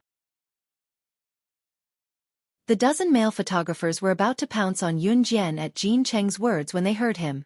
However, at this moment, Yun Jian suddenly stepped on the ground, somersaulted in the air, and leaped over the head of one of the male photographers, almost 2 meters high. In the next second, she steadied herself and was already outside the circle of male photographers. And her position was exactly where Jin Cheng was about to raise his leg to get out of the hot spring. Stretching out her leg, she stepped on the head of Jin Cheng, who was about to climb out of the hot spring. Yun Jian stepped on his head and directly pressed Jin Cheng's head, together with his body, into the hot spring water. Woo woo! With Yun Jian stepping on his head and his head pressed into the water, Jin Cheng immediately felt suffocated. He struggled desperately but couldn't get away. Bubbles were emitted from Jin Cheng's nose that was buried in the water, and the water rippled. Just as Jin Cheng was about to suffocate, Yun Jian retracted her leg. However, she kicked Jean Cheng's body that had just regained his breath and stood up, kicking Jean Cheng directly to the shore. Then, under the horrified gaze of the group of photographers and women, she curved her red lips and smiled faintly at the group of male photographers. Take his body art photos. I'll reward whoever takes the best photos with $5 million. Book Guest House Reading Website. Chapter 2763. Translator, Endless Fantasy Translation Editor. Endless Fantasy Translation. Sister Jian ran away after fooling them, Yun Jian CE, page 1/1, when she saw Qing Yu, snake, lizard, and Dian Yi. Yun Jian was at a loss for words. You guys broke the firewall I set up? Yun Jian asked Qing Yu and the others with a frown in front of Jean Mumu who was standing, Jean Cheng who was lying on the ground, a group of female models, and a group of male photographers. How's that possible? Sister Jian, I've been hacking the firewall you set up for 2 whole months and I don't have a clue. If it weren't for the address on the group photo envelope you sent us 2 days ago, we wouldn't even know where you went. Dian Yi looked at Yun Jian like she had been dealt a huge blow, wailing like a ghost. As the leader of the Kosha mercenaries intelligence team, she did not even have a clue on how to hack Yun Jian's firewall. It was so embarrassing if word got out. As the leader of the Kosha mercenaries intelligence team, Dian Yi's hacking skills were the best in Wuxia. She even had a foothold in the international scene. Amen, Yun Jian answered softly and walked out. Humph, how dare you trick my sister Jian? Do you know who she is? Unfortunately, I have to inform you that everyone in the organization that went against Wuxia mercenaries the last time has been executed in half at the waist. How do you want to die? Qing Yu's hands were in her pockets, her fingers flicking the poison in the containers in her pockets. The containers contained the world's most toxic poison that Qing Yu had developed exclusively. You're really the boss of the Kosha mercenaries. Jean Cheng, who was paralyzed on the floor, had his eyes bulging. Shuddering, he crawled up from the floor and picked up his torn clothes as he crawled toward the door in fear. He tried to leave. Why are you leaving? Sister Jian hasn't said anything yet. Qing Yu took 2 steps forward and stepped on Jean Cheng's head when she saw him running away. Sister Jian, what should we do with these people? Qing Yu stepped on Jean Cheng's head. No matter how the latter rolled, he was trampled to death. I'll give you a test product of the poison that was recently developed, Yun Jian said coldly without even looking at Jean Cheng who was being stepped on by Qing Yu. After saying this, she walked out of the door of New Tang Hot Spring as usual. Then I won't hold back. Qing Yu rolled up her sleeves and glanced at Jean Cheng and the rest like she was looking at dead men. She then spoke to Dian Yi, Snake, Lizard and the rest. Sister Dian Yi, Sister Snake, come over and do me a favor. Hold them down for me. Qing Yu used this group of people as live test subjects. After tormenting them to the point that they were about to die, she clapped her hands and dragged Dian Yi and Snake, Lizard outside. Come, let's gather with an Hun group and bring Sister Jian and the rest back. Qing Yu clapped and was the first to walk out of the hot spring humming a tune. Dian Yi, Snake, Lizard, and the others followed suit. Just as they stepped out of New Tang Hot Spring, they saw the 4 leaders of an Hun group walking toward them. Mo Sen took the lead with Lin Wei at the back. Where's the young madam? This was the first thing Mo Sen asked when he met Qing Yu and the others. Sister Jian's out. She's waiting for us outside, Qing Yu replied. The 4 leaders of an Hun group, as well as Dian Yi and Snake, Lizard, were taken aback. Qing Yu did not react in time. She heard the shrewd Snake, Lizard behind her exclaim, "Oh no! Sister Jian ran away when we weren't paying attention." Translator, Henyi Translations Editor. Henyi Translations. Chapter 2764. Huh! Qing Yu did not react to Snake, Lizard's words at first. It was only when Adam reminded her that she snapped back to reality. Young master ran away when we weren't paying attention. Is it too late for us to chase after her now? Sister Jian and Brother Yi are so in sync. This was Qing Yu's first thought when she snapped back to reality. You won't be able to catch her. Based on my understanding of Sister Jian, if she runs away, no one in this world other than you, Boss and Hun, can catch up to her. Dian Yi scratched her scalp with a hand over her head, looking dead. Emo-san, who had left quietly, had returned to the group. He took out a piece of white paper and passed it to them. The words on this paper are left for us by young madam. Once they heard that it was left by Yun Jian, their hearts clenched as they craned their necks to look. There was only one sentence written on the paper. Go back, kids. I'll leave the organization to you. Emo-sen, Adam, Shui-ing, Lin Wei, Qing Yu, Snake, Lizard, and Dai Annie were speechless. On the other hand, Yun Jian and Ce did not need to make an appointment. Not only did they escape tacitly after being found by their respective subordinates, they even met up at the same place simultaneously. It was a tacit agreement that needed no words. It was because this place was the best escape spot for the hot spring restaurant. Xiao Jian, are you ready? Ce asked faintly as he strode to Yun Jian and held Yun Jian's hand. I'll follow you in life and death. I'll never leave you. She held Ce's large palm and spoke resolutely as she looked at Ce's mesmerizing face. The curve of Ce's lips was raised to its highest point as he held Yun Jian's hand, and both of them disappeared into the moonlit night in no time. There was a long-running legend in Mandarin Duck Valley. It was said that there was once a couple. The woman's father was a high-ranking official in the capital while the man was a poor scholar. The two of them were bitterly in love, but they couldn't end it. They eloped hand in hand, arriving at the Yin family in a ravine. However, after a long time, the woman's father sent people to chase them to the canyon. In order to save his lover, the woman and the man were forced to the peak of the canyon. The woman blocked a sword for the man. When the man saw that his lover had died, he committed suicide on the spot. 3 years later, 2 towering trees grew out of the barren canyon peak.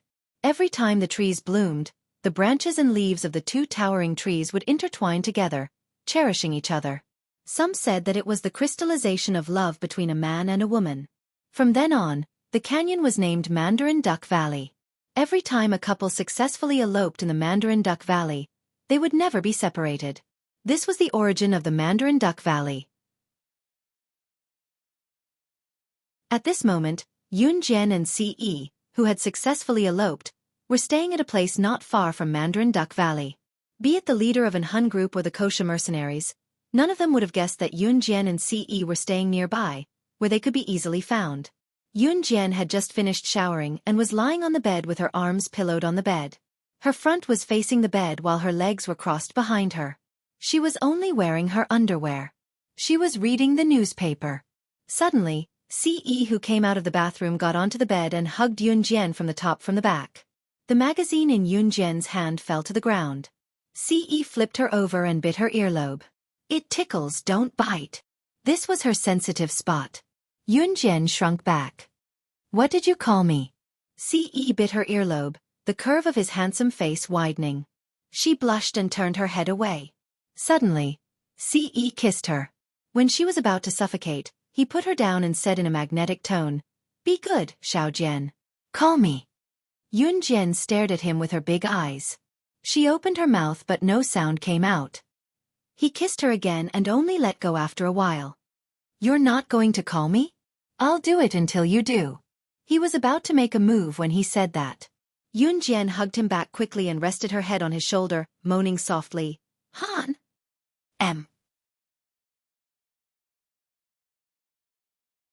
Chapter 2765. Translator, Endless Fantasy Translation Editor. Endless Fantasy Translation CE. Guxian's Girlfriend, Guxian's Entrance, page 1/1.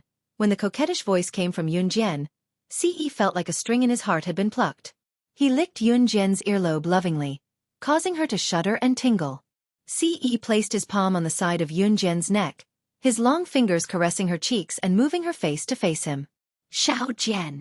Ce lowered his magnetic voice, his flawless skin and handsome face inching closer to Yun Jian. I'm a little tired. Let's sleep early.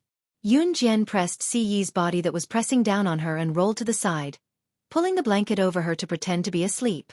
During their honeymoon of about 2 months, he had not been able to sleep properly at night. He had to drag her to do shameful things every day. Multiple times a day. If she were a normal person, she would have been drained dry. Even so, after these 2 months, her waist could not hold on any longer. But he seemed to be completely fine. Seeing Yun Jian turn around and close her eyes to pretend to sleep, Ce wore a mesmerizing smile looking at her slender figure. She was his from head to toe. The thought drove Ce crazy. Yun Jian kept her eyes shut and breathed softly, afraid that Ce would see through her feigned sleep. Just when Yun Jian thought that Ce would let her go tonight, he extended his arm and wrapped it around her waist, pulling her under him again. Yun Jian was shocked. She felt a chill on her body. Her bathrobe had been removed by someone without hesitation. "Xiao Jian, you sleep. I'll do what I have to do." His devilish voice rang above her head. The stars twinkled in the sky, and the night was still very long. In a certain hotel with excellent soundproofing effect, bursts of sounds rose and fell, one after another. Another 2 months passed. Gu Yunjian's house. Qin Yiru was so busy today that she couldn't even put down her work. She was cooking. He made a table full of delicious food. Today, Gu Yunjian's son, Gu Xian, was coming back for dinner with his girlfriend and her parents. This was the first time the elders of the two sides had met, and they were talking about marriage. Although Gu Xian was not Qin Yiru's biological son and was the child of Gu Junjian and his ex-wife, Qin Yiru had already regarded Gu Xian as her own biological son.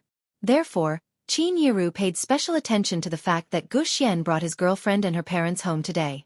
Initially, Qin Yiru could not handle it alone, but she had Qin Yu's help. When dinner was almost done, the door opened and Gu Xian came in with a woman in her early 20s with light makeup. "You're here? The food is just ready. Take a seat quickly. It won't taste good when it gets cold." Qin Yiru wiped her apron and came over with a smile.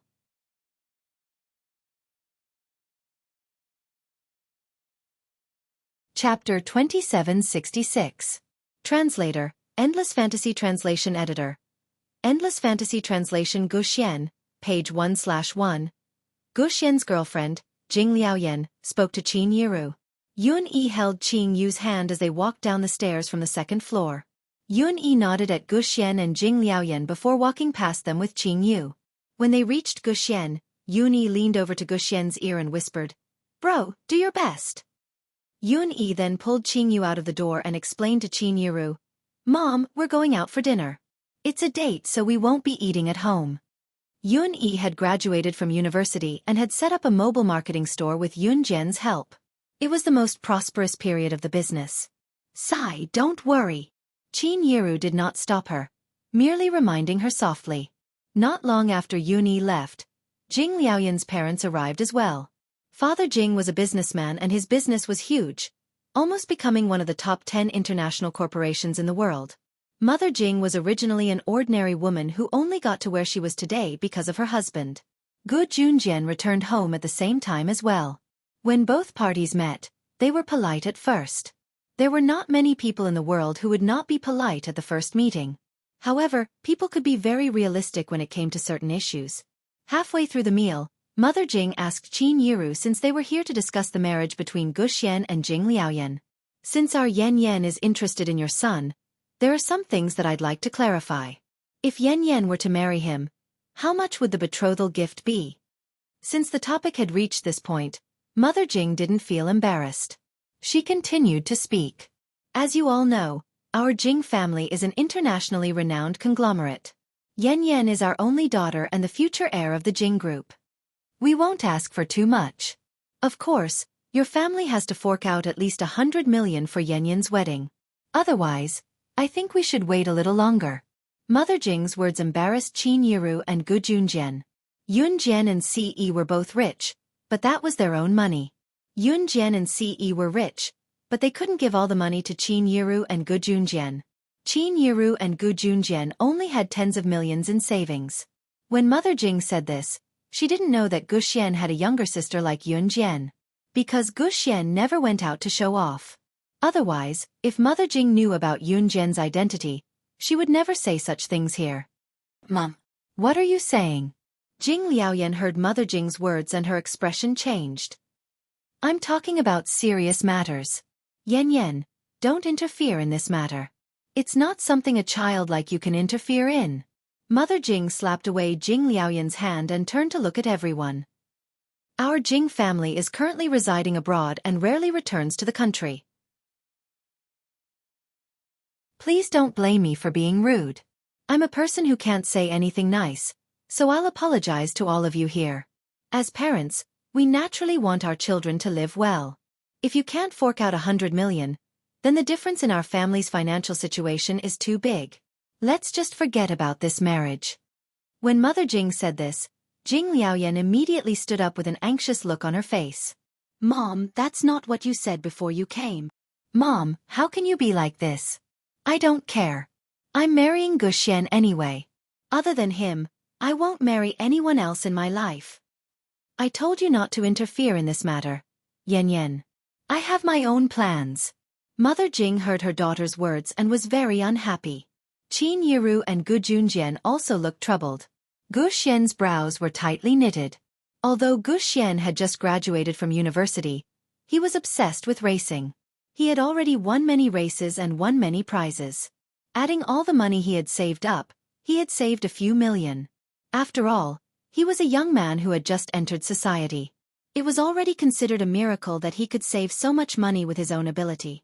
However, this was not up to Mother Jing's standards. Just when the atmosphere in the room reached its lowest point, the door was suddenly pushed open. A young girl in plain clothes stepped through the door. The moment the young girl entered, she attracted everyone's attention. Just when Father Jing, Mother Jing, Jing Liaoyan, and everyone else's attention was on the girl, they only saw her smiling face. In front of Mother Jing and the others, she calmly said something that caused an uproar in the crowd. How can 100 million be enough for my brother's wedding? I'll pay 5 billion. This money will be transferred to my brother and my future sister-in-law's name. Book Guest House Reading Website. Chapter 2767. Translator, Endless Fantasy Translation Editor. Endless Fantasy Translation Guxian's Racing Team, page 1/1. The words came out of Yun Jian's mouth effortlessly, but it shocked most of the people there.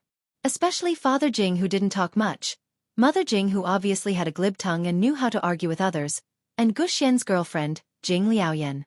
They were all stunned on the spot. 5 billion.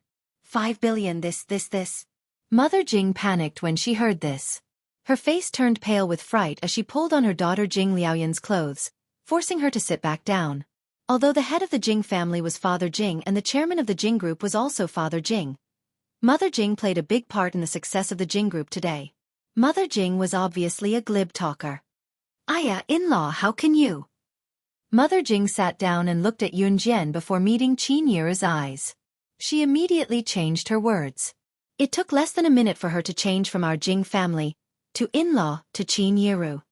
All right, in-law this is. Seeing Yun Jian walk over, Mother Jing acted as if nothing happened. She held her daughter's hand and looked at Yun Jian with a smile. If it were any other woman, they would probably think that Yun Jian was spouting nonsense without even thinking about it. 5 billion. In this era, it was not something that could be obtained by daydreaming. Moreover, this came from a young girl in her early 20s. However, Mother Jing was different. She was a knowledgeable person, so she chose to believe her unless she was sure that she was lying. With Yun Jian's appearance, Mother Jing's attitude became much better. She even allowed Jing Liaoyan to stay in the Gu family for a few days, saying that she agreed to the marriage. In life, it was inevitable to meet people that you didn't like. Of course, it was impossible to kill every single one of them. Moreover, Jing Liaoyan was a very good girl. Of course, to Jing Liaoyan, Mother Jing was her sky. As long as Guxian truly liked Jing Liaoyan, it was enough. After Father and Mother Jing left, Guxian led Jing Liaoyan to Yun Jian's side. That's my sister. Yun Jian. Guxian proudly pointed at Yun Jian. So you are Yun Jian. My Tingxian often mentions you. Jing Liaoyan grinned at Yun Jian. After laughing, she tugged at Guxian and suddenly bowed deeply to Yun Jian. My mother was rude just now. I apologized to her. If it weren't for you today, Xian and I might have already. Don't worry, Xian and I won't take your money for nothing. At most, we'll just trick my mother. My mother is actually just worried that I'm not doing well. Don't mind it. Jing Liaoyan immediately explained it to Yun Jian. It's fine. Yun Jian nodded. Guxian then went to Yun Jian and put his arm on Yun Jian's shoulder with a chuckle. Sister, I've started a racing team in Longmen City. There's a racing competition tonight at the Longmen City racetrack. Do you want to cheer your brother on? He even winked at Jing Liaoyan as he said this. The reason he chose to meet their parents today was to bring his girlfriend, Jing Liaoyan, who had just returned from abroad, to take a look at his racing team. Gu Xian met Jing Liaoyan when he was studying abroad. After he graduated and returned to China, he focused on racing and even started a racing team. Hearing Gu Xian's request, Yun Jian agreed at once. At night, the Longmen City racetrack was crowded with people. In 2005, smartphones had yet to become popular in this era. People's entertainment was still in these outdoor activities. Yun Jian came with Gu Xian and Jing Liaoyan. Come, sister. Let me introduce you to the members of Gu Xian's racing team. This is the vice-captain of Gu Xian's racing team, Idiot Zhang. Gu Xian put his arm around a delicate-looking boy's shoulder with a smile and introduced him seriously. The delicate-looking boy slapped Gu Xian's hand away and glared at Gu Xian before nodding politely at Yun Jian. I'm Zhang Qi. Idiot Zhang was obviously a nickname Gu Xian came up with on a whim. Translator. King Bao Editor. Dark Gem. Chapter 2768. Page 1/1. After Zhang Qi greeted Yun Jian, the Gu Xian team greeted Yun Jian and Jing Liaoyan as well. Gu Xian had just returned to the country and the team had just started, so there were only 5 of them. After some introductions, Zhang Qi and the rest wanted Yun Jian and Jing Liaoyan to watch their race from the spectator stand. Gu Xian spoke up. Hey, don't underestimate my sister. Her racing skills are unsurpassable even internationally, let alone in Longmen City. Just let the 2 of them stay here. As Gu Xian spoke, Zhang Qi nudged Gu Xian with his elbow. Xian, look, they're from the Dragon Gate racing team. The Dragon Gate racing team was the biggest racing team in Longmen City with a total of 50 racers. When Gu Xian was organizing the team's captain had wanted to invite Gu Xian to join the team, but Gu Xian had rejected the offer. The rejection had completely offended the Dragon Gate racing team. Therefore, every time the team saw Gu Xian and the team, they would come over to mock them. Today was no exception. The group came over in an imposing manner. I was wondering who it was. So it's the cheetah racing team that hasn't even received the national approval certificate. The team's captain, Qiao Zhengqi, came over with a group of people. Just as Qiao Zhengqi was about to say something sarcastic, a voice suddenly rang out. Yun Jian, it's you.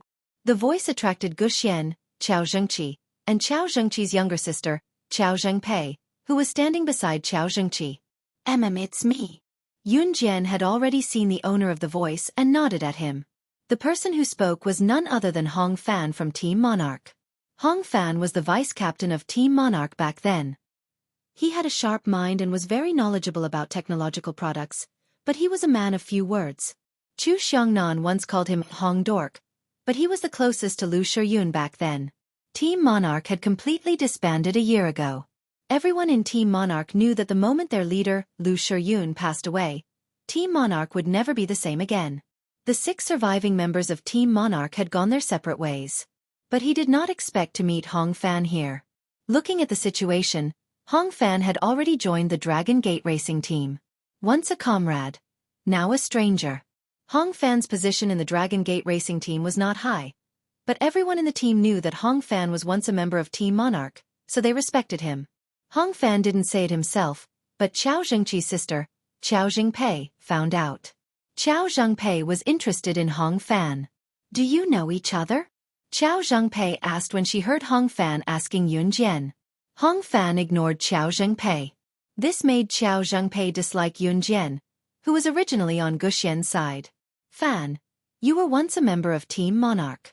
Tell me, why did Team Monarch disband back then?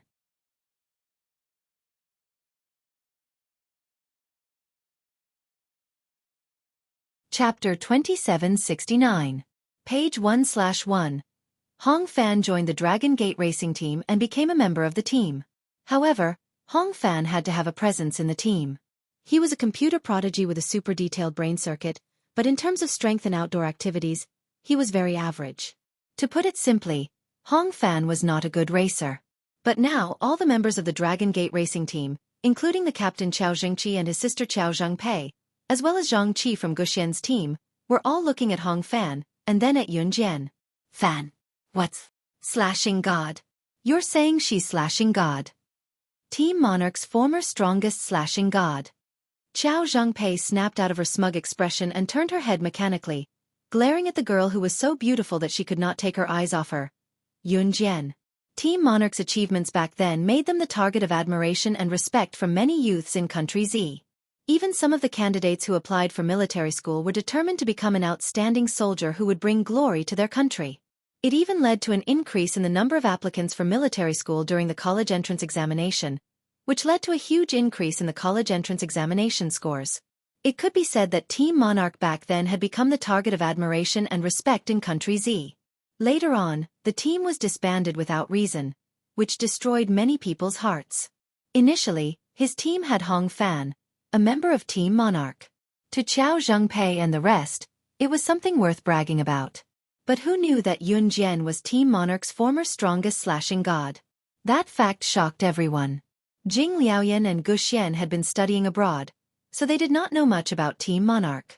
At that moment, in front of everyone, Yun Jian looked at Hong Fan and did not speak for a long time. At that moment, the members of the Dragon Gate racing team who knew about Yun Jian's identity were all shocked, but they all held their breaths and looked at Yun Jian without exception. They wanted to know Yun Jian's answer. This would be something that would shake the entire country. Just as everyone fell silent, Yun Jian's red lips moved slightly and she opened her mouth to speak. Please think about it. Don't reject us so quickly.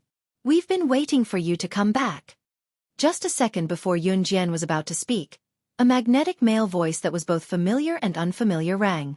Then, 2 men and 2 women walked out from the side. The one who spoke was none other than the boy walking at the front, Chu Xiongnan. After not seeing him for a long time, Chu Xiongnan voice had become much rougher than before. The 3 people beside Chu Xiongnan were Chu Ning, Jiang Weiwei, and Fang Xiaoran. Apart from the leader, Lu Shiyun, every member of Team Monarch was present. Chu Ning's eyes reddened at the thought of Lu Shiyun. Wang. Are you all from Team Monarch? Xiao Zhangpei, Xiao Zhengqi, and the other members of the Dragon Gate racing team widened their eyes to an indescribable extent. However, at that moment, no one would pay attention to Xiao Zhangpei, Xiao Zhengqi, and the rest. Chu Ning, who had always been cheerful, looked at Yun Jian and spoke solemnly to Yun Jian. Slashing God, we promise that we won't be a burden to you anymore. Just as she said that, Chu Ning and the rest were already in front of Yun Jian. All this time, we've never stopped training ourselves. Our leader may have left, but he's still alive in our hearts. We don't want to give up on Team Monarch because we can only feel our leader's real presence when we're together. The 7 of us got to know each other because of Team Monarch. I don't want it to be a part of history. So, Team Monarch's member, Tao Wu, strongly recommends Team Monarch's member, Slashing God, to return to Team Monarch and replace the former leader Nirvana as the new leader of Team Monarch. We hope for your permission. Book Guest House Reading Website. Chapter 2770. Translator, Endless Fantasy Translation Editor. Endless Fantasy Translation, page 1/1. Yun Jian, Chu Ning panicked when she saw Yun Jian's red lips moving and was about to say something. She called out to Yun Jian the name that she used to call her when they were the most intimate. Ever since Lu Shiyun passed away and Team Monarch was disbanded, the other 6 members of Team Monarch had not seen each other for a long time. Even when they met, they were like strangers. Chu Ning had been startled awake from her sleep several times in the middle of the night. Those standing before her were her former comrades and her former nemesis. From the moment they appeared one by one, Yun Jian already had an answer in her heart. She slowly raised her head and spoke to Chu Ning and the rest under the expectant gazes of Chu Ning, Chu Xiongnan and the rest, as well as the surrounding crowd who were watching the show. Since you've chosen me, Yun Jian, to be your new captain, it means that you won't have the leisure time that you used to have. I, Yun Jian, will not allow anyone in my team to drag us down. If you can do that, you can rejoin Team Monarch. What she meant was, Yun Jian agreed. Chu Ning, Chu Xiongnan, Jiang Weiwei, and the rest had already given up hope. However, when they heard Yun Jian's words, they raised their heads abruptly. Chu Xiongnan even widened his eyes and rushed to Yun Jian in front of the crowd. Ah, really? Yun Jian, is what you said true? Yun Jian took a small step back symbolically, her eyes calm. You can choose not to believe me and not join my team. No, no, no. How can I not believe you? Chu Xiangnan's voice suddenly choked up. The 1.8-meter-tall man suddenly wiped away his tears in front of the crowd and said, Captain will be happy for us. This voice came from Chu Xiangnan's mouth. Based on the sound of his voice, if he wasn't careful, even an indomitable man like him would cry out loud. Everyone in Team Monarch was silent. It was as if he was reminiscing about his captain, Lu Shiyun. The 7 of them didn't spend a long time together, but it wasn't short either. The 7 of them fought together, worked hard together, grew together, and even went to eat skewers together. But now, there was one less indispensable person. Everyone in Team Monarch knew that even if Team Monarch was reassembled, they would never be the same again. With the departure of Captain Lu Shiyun, many things in the past could never be redone. While everyone was silent, Yun Jian suddenly took out 6 medals from her pocket. It was the emblem that the 7 members of Team Monarch wore when they were still in the team. He handed the 6 medals to Chu Ning and the other 4 and kept one for himself. Only Lu Shiyun was left out. The moment they caught the medals, Chu Ning and the other 4 lowered their heads and gripped the medals tightly. They looked at the medal that had been with them for years but was taken back by the military when Team Monarch was disbanded. Perhaps Yun Jian already had plans to return to Team Monarch, but she never mentioned it before. The 7 of them used to be together, but now we've lost one of them forever. Chu Ning and the other 4 dared not ask where Lu Shiyun's medal went.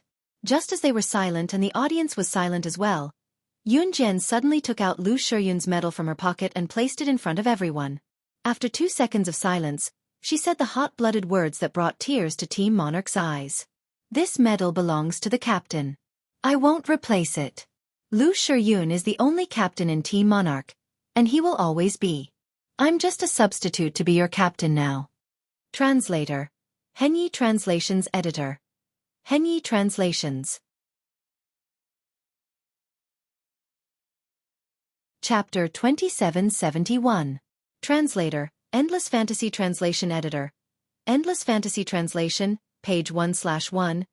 Yun Jian was never one to be outdone, but she was willing to say that she was a substitute captain and that she would be like this for the rest of her life because of Lu Shiyun.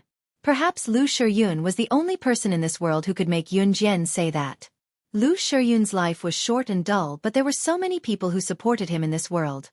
Whether he had passed away or not, this belief would never change.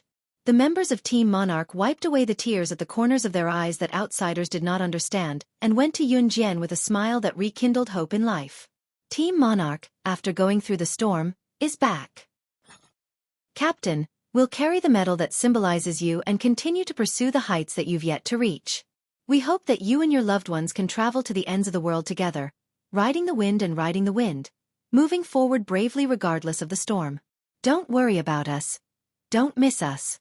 Thank you for being with us, for leading us who knew nothing in the beginning to grow into us who can take charge today. Go pursue the life you want. We'll protect everything here. But no matter where you fly, please don't forget that you're the only captain of Team Monarch. Team Monarch will always be proud of you. In front of Lu Shiyun's grave, Chu Xiangnan put away the envelope and stood before the grave to read the contents softly before setting it on fire with a lighter and burning it to ashes. The ashes spiraled into the sky as if to chase after their captain Lu Shiyun, who had left first, attempting to catch up with his footsteps and deliver the letter. It was an envelope without a reply, but everyone in Team Monarch firmly believed that the envelope would reach Lu Shiyun one day. After going to Lu Shiyun's grave with Team Monarch, Yun Jian went home early. When the Dragon Gate team found out that Gu Xian was slaying God's elder brother, Gu Xian was led by their captain, Qiao Jingqi, to apologize to Gu Xian. What the Dragon Gate team did not know was that Gu Xian's team would leave Longmen City, Zhe Province, and Country Z in the future to become a world-renowned racing team. Of course, this was a story for another time. Ever since she returned from her 4-month honeymoon with CE and CE was dragged back to Anhun by the 4 leaders, Yun Jian would call CE every night. Compared to Anhun, Yun Jian and her Kosha mercenaries were much less involved. She sat on the bed and video chatted with CE for 2 hours before the doorbell rang. Yun Jian hung up the video call with CE and went to open the door. When the door opened, Yiling came into view. Yiling was the girl that Yun Jian met when she went to the hunting school. She was now Lin Wei's woman. Before Yun Jian could say anything, Yiling looked up at Yun Jian and told Yun Jian with a sobbing face, "I don't have a place to go. I don't dare to go home. I'm scared that he'll look for me at my house. You're the only place I can think of and the only person I know. Can you let me stay for a few days? I'll leave once I find a place." He was, of course, referring to Lin Wei. Sure. Since CE was not around, Yun Jian agreed. Hearing this, Yiling finally put on a smile that was uglier than crying and followed Yun Jian into the house. After drinking a cup of piping hot water and holding it, Yiling finally revealed the reason why she did not want to be found by Lin Wei. "I went to the gynecology department for a checkup 2 days ago. The doctor said that I exercised too much when I was in the hunting school. There's only a 1% chance of me having a child in the future. I know that he doesn't love me and he won't love me in the future. He can give me a perfect wedding and a future, but he won't give me love. As long as I stay by his side, he'll only have me. It's enough as long as I love him. But I can't have a child. Even the doctor said that this 1% chance is the same as being infertile. You know that he doesn't love me, but he wants a child. I can't have one and I'm afraid that he'll despise me. So I plan to leave him first. As long as he finds another woman who can give birth to his child, he'll probably forget about me." Translator. King Bao. Editor. King Bao.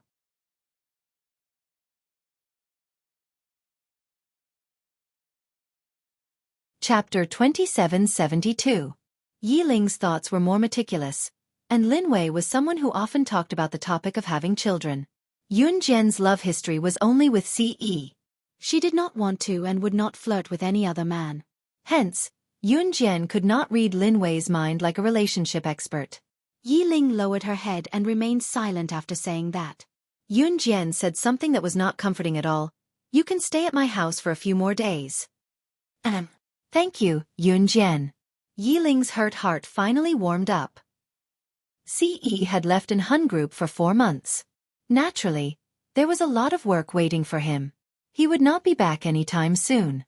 Hence, Yiling stayed at Yun Jian's house for a few days without disturbing Yun Jian and CE's life. CE was not at home. During the weekend, Yun Jian stayed at home. Zhang Xiaofan, Chen Sini, and Ling Yichen came to look for Yun Jian. They said that a middle school classmate was holding a class reunion and wanted everyone to attend.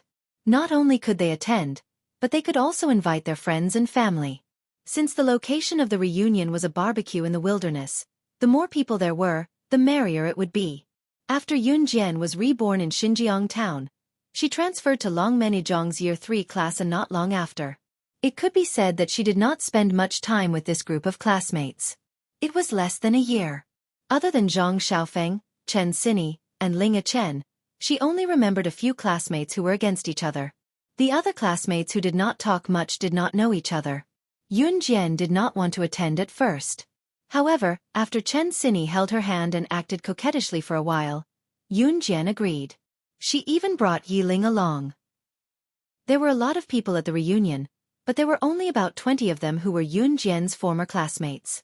The rest of the people who came were the relatives and friends of these former classmates.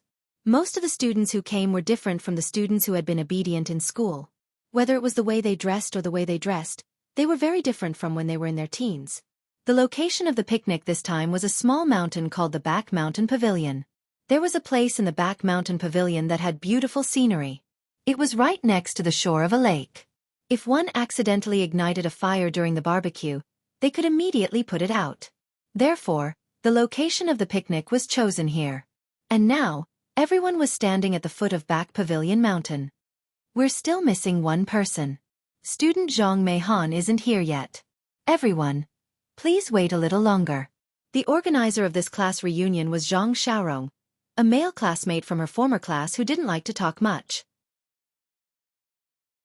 After hearing Zhang Xiaorong's words, they thought of Zhang Meihan, and their former classmates began to talk about it. Do you guys know? I saw Zhang Meihan last year. Her weight of 150 pounds actually decreased to 100 pounds. She was tall to begin with, and her foundation wasn't bad either. She used to be fat, But now, she's really beautiful. Is that true? That fat girl actually succeeded in losing weight? 100 pounds? She's 2 pounds slimmer than me? Zhang Meihan, who the classmates were talking about, used to be a famous fat girl. Because of her inferiority complex, she usually walked with her head down and ignored everyone. Usually, at a class reunion, the former classmates would undergo earth-shattering changes. The changes would be so big that it would make you gasp in amazement. She's here, she's here. Just then, someone called out and looked in that direction. They saw a woman wearing a short skirt that exposed her thighs and a lady's shoulder t-shirt that showed off her figure. She was holding a mature man in a suit and leather shoes as they walked over. This woman's figure was curvy and not bad at all. She was the student Zhang Meihan that the classmates were talking about. This beauty was completely different from the 150 pounds of female fat girl in the past. Zhang Meihan walked over to the crowd with the man in her arms. She exuded a strong sense of confidence from inside out. When she arrived in front of Yun Jian and the others, she glanced at everyone and then spoke with a rather proud tone. Students, long time no see. In order to show my sincerity, all the barbecue equipment and barbecue used for today's class reunion will be reimbursed to my husband's account. It's my treat.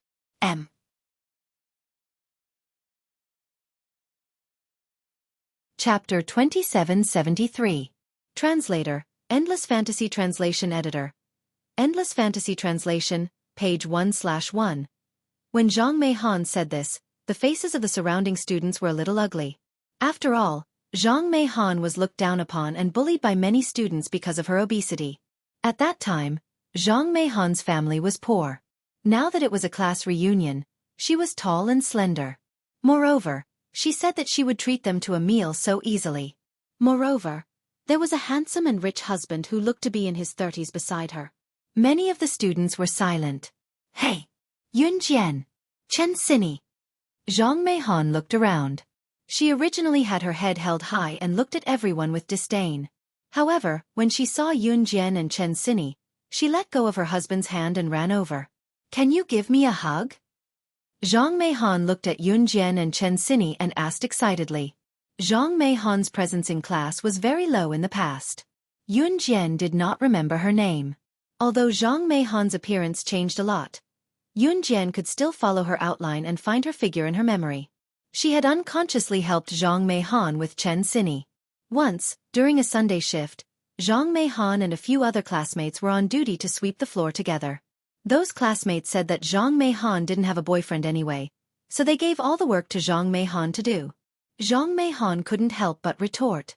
Later, Chen Xinyi found Zhang Meihan sobbing and sweeping the floor in an empty classroom after school. She called Yun Jian to help. After cleaning, Zhang Meihan did not thank Yun Jian and Chen Xinyi. She lowered her head and ran back home alone. This was a matter that happened many years ago. Yun Jian had long forgotten about it. She did not even know her name. To Yun Jian, it might be a trivial matter that did not matter if it was mentioned or not, but to someone who was in despair back then, it was a ray of hope for survival bestowed by God. Let's not. Look, your husband is looking at us. Chen Xinyi shook her hand heartlessly. She rejected the hug. However, Zhang Meihan was not angry. She walked to Yun Jian and Chen Xinyi's side and went up the mountain intimately. Yun Jian did not feel uncomfortable with Zhang Meihan's friendliness. On the other hand, Chen Xinyi and Zhang Meihan quickly got along well. Even when Zhang Xiaofan walked beside her, Chen Xinyi did not pay attention to him.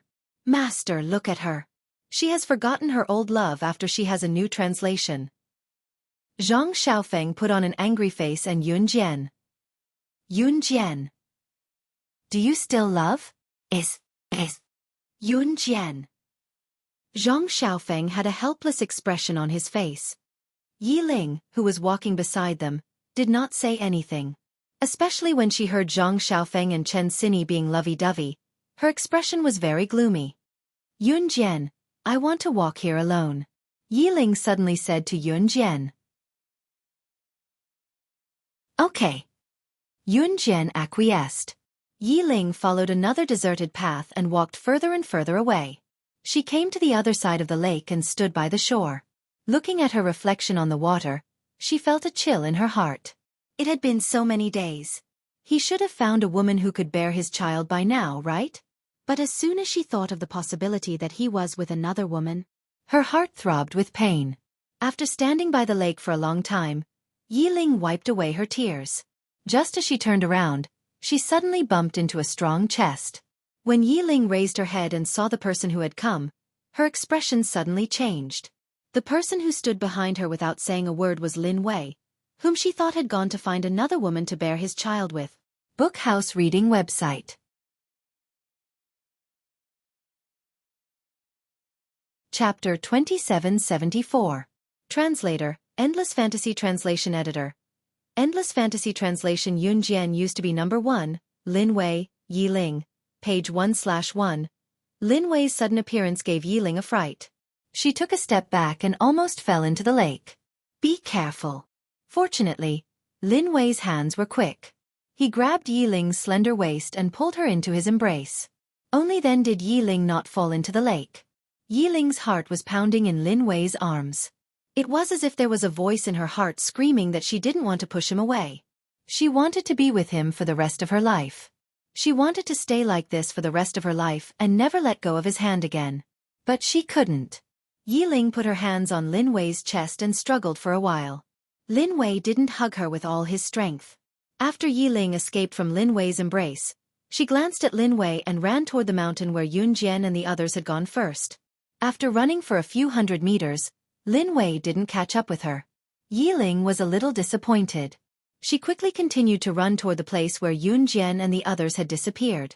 What Yiling didn't see was that after she looked behind her and didn't see Lin Wei, she ran toward the mountain where Yun Jian and the others had gone. Not long after, Lin Wei followed her from the bottom of the mountain. He hadn't said a word since he appeared. Yiling couldn't tell whether he was happy or worried from the corners of his eyes. But when he saw Yiling running up the mountain, he followed her silently. Yun Jian and the others had arrived at a suitable place for a barbecue in the pavilion at the back of the mountain. There were more rocks here and fewer trees. The rocks were closer to the lake, so it was the most suitable place for a barbecue. The boys had already arranged the barbecue grills and barbecue utensils neatly. The girls, on the other hand, were sitting in their own territories, comparing their recent developments. People like Zhang Meihan could be considered to be one of the few who were doing well. Therefore, Zhang Meihan was very confident when she first appeared. Some girls who were jealous of Zhang Meihan simply stopped talking, while those girls who wanted to get close to Zhang Meihan all gathered around Zhang Meihan. Yun Jian was sitting beside Chen Xinyi when she saw Yiling running towards her in a hurry. Yun Jian, he's here, Yiling said to Yun Jian anxiously. Looking at Yiling's expression, it was obvious that she did not expect Lin Wei to come here to look for her. She thought that Lin Wei would find another woman after knowing that she couldn't give birth to a child. He had said that he could give her anything except love. What she wanted to do was very simple, and that was to give birth to his child. However, she could no longer conceive. Now that Lin Wei had come looking for her, all of this was beyond Yiling's expectations. Follow me. Yun Jian didn't say anything else. She just said indifferently. These words made Yiling nod fiercely. Yun Jian, we remember that you gave up the best high school in our city to go to a military school outside the city. How are you doing now? Just as Yun Jian whispered to Yiling, a girl in a floral dress asked Yun Jian. After they parted ways that year, her former classmates didn't know how Yun Jian was doing. After all, they hadn't seen each other for a few years. Not bad. Hearing the girl's question, Yun Jian said humbly. In spite of it, the girl thought that Yun Jian was not doing well and said sourly, "You're not doing well. You used to have such good grades, but you insisted on going to a military school. I already said that it's a place for men. What can a girl like you do if you go there? Are you regretting it now? Sigh, women should know their place. Why did you have to go to a military school?" The girl's words were laced with a hint of sourness that came out of nowhere. Yun Jian's eyes darkened. Before she could reply, Zhang Xiaofan was already annoyed. He picked up a stone and threw it on the ground. He stood up and retorted, "What are you talking about? My master was the only military school student who won first place in the Z Country Special Forces selection. He represented Z Country and went to the internationally famous hunting school to further his studies. What are you talking about? What do you know?" Book Guest House Reading Website.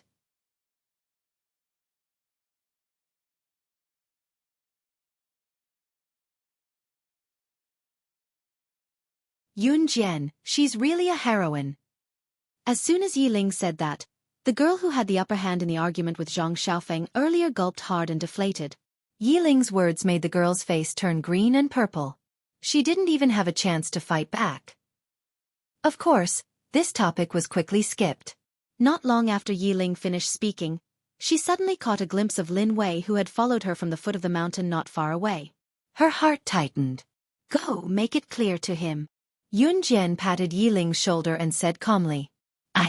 Okay. Yi Ling mustered up her courage and walked towards Lin Wei. Yi Ling walked past Lin Wei and led him into a small bamboo forest. Then, she turned around and spoke to Lin Wei with all her strength. I'm sorry, I can't give birth to your child. Anyway, you won't have feelings for me. I think it's better to make things clear. Let's just... Before she could finish her sentence, Lin Wei hugged her. Fiercely and tightly. Yi Ling couldn't break free. Just as Yi Ling's heart was throbbing, Lin Wei suddenly said, "Don't go." In the end, Lin Wei added a sentence that was like a slap to his own face. "I can't leave you. Adam said it's because I've fallen in love with you." Book Guest House Reading Website.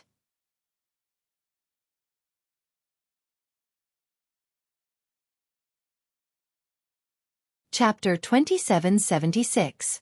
Translator, Endless Fantasy Translation Editor. Endless Fantasy Translation Translator. Endless Fantasy Translation Editor. Endless Fantasy Translation. Lin Wei himself had a serious aura when he spoke. Any kind of words would sound very serious in Lin Wei's mouth. So when he opened his mouth, Yi Ling was stunned on the spot. She was so shocked by his words that she couldn't move. "So don't go." Just when Yi Ling was shocked by Lin Wei's words, Lin Wei let go of Yi Ling and pressed down on Yi Ling's shoulders with both hands. He continued to shout at Yi Ling. A certain someone once said that he could give her anything other than love. This sentence was engraved in Yi Ling's heart, and she also understood her position. He would never fall in love with her, so from the start, Yi Ling had never thought of this possibility. She felt that she only liked him one-sidedly, and had never yearned for his love. So when she heard Lin Wei's words, Yi Ling still couldn't come back to her senses. You really? But didn't you say that you could give me anything other than love, as long as I give birth to your child? Yi Ling couldn't help but feel her heart beating fast. She raised her head to look at Lin Wei and asked. At this moment, Yi Ling's heart flashed with warmth. It was a sweet feeling. Lin Wei didn't like to talk. At this moment, he reached out and grabbed Yi Ling's slender hand and placed it on his face. Hit me as you wish, forgive me. In Lin Wei's mind, the only way to solve problems was to win or lose in a battle. That's right, to put it bluntly, it was a fight. But when it came to Yi Ling, even if she hit him, he would never retaliate. Yi Ling's hand froze in mid-air when Lin Wei placed it on his handsome face. She looked surprised. If you feel that it's not enough, use this. Forgive me. Lin Wei raised his voice. At the same time, he took out a dagger from his belt and passed it to Yi Ling's other hand. Yi Ling was shocked by Lin Wei's actions. She raised her head and looked at him in shock. Lin Wei's face was filled with killing intent. Obviously, the murderous intent on Lin Wei's face was directed at him.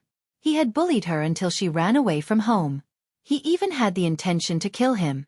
However, Yi Ling was instinctively frightened by the murderous look on Lin Wei's face. She held the dagger that Lin Wei stuffed into her hand and took a big step back. She was not afraid of Lin Wei, but she was frightened by the killing intent on Lin Wei's face. He had never acted like this in front of her before. At this moment, he seemed to have returned to his role as the chief instructor of the Enhun organization's assassin training camp. Lin Wei's directness shocked Yi Ling. She took a step back and Lin Wei grabbed her hand that was holding the dagger. He wanted to drive her hand into his own body without hesitation. This was the most direct way for Lin Wei to apologize to Yi Ling. He didn't know why Yi Ling wanted to leave, but his first instinct was that he had done something wrong. Therefore he had to ask for forgiveness. What are you doing? Yi Ling was shocked when she saw this. After all, she grew up in a hunting school. Yi Ling was a woman who had killed a lion with a dagger. She stopped herself from stabbing Lin Wei with her hand that was holding the dagger. Her other hand also grabbed the dagger and pulled it back. Fortunately, Lin Wei did not use his full strength. Yiling grabbed the dagger and threw it to the ground. She grabbed Lin Wei's clothes with both hands and said anxiously to him, "You didn't do anything wrong. It's my fault that I left. I can't give birth to your child. The doctor said that there's only a 1% chance that I can give birth to your child, so..." Yiling was a little anxious when she said this. But as soon as she said this, Lin Wei covered her mouth and spoke first. "How can a child be more important than you? Don't give birth." Book Guest House Reading Website.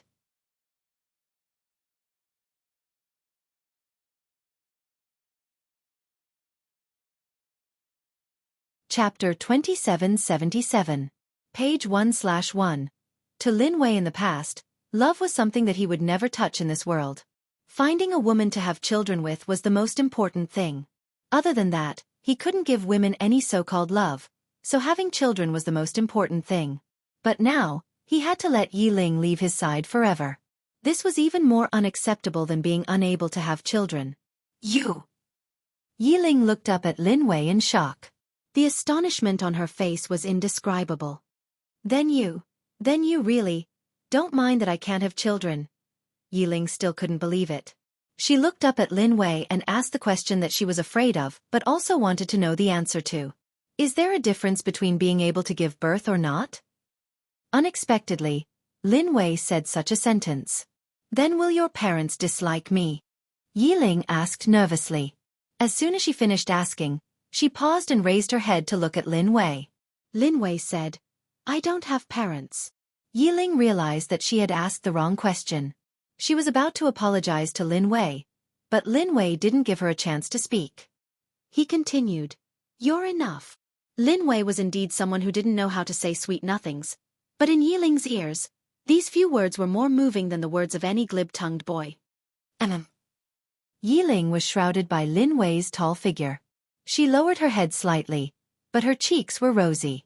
She nodded. "After 2 years, when you two have recovered, you can try IVF. As long as you have money, it won't be a problem." Just as Yiling was nestled in Lin Wei's arms and couldn't control herself, a woman's voice came from the side. Lin Wei wasn't surprised, but Yiling turned to look. Unbeknownst to them, Yun Jian was already standing there. "Ah, Yun Jian! When did you get here?" Yiling was so scared that she quickly extricated herself from Lin Wei's arms. "From the beginning to the end." Yun Jian smiled and snapped her fingers. After she finished, she turned around and said these words to Lin Wei before she left the place. "Treat her well." Lin Wei took Yiling away. The class reunion ended after the lively barbecue. Zhang Xiaofan and Chen Sini were living a very happy life now. Because of Yun Jian's intervention, Zhang Xiaofan and Chen Sini's parents revealed that they were not blood-related cousins. Only Zhang Xiaofan and Chen Sini knew the truth. After returning home, Yun Jian received a letter.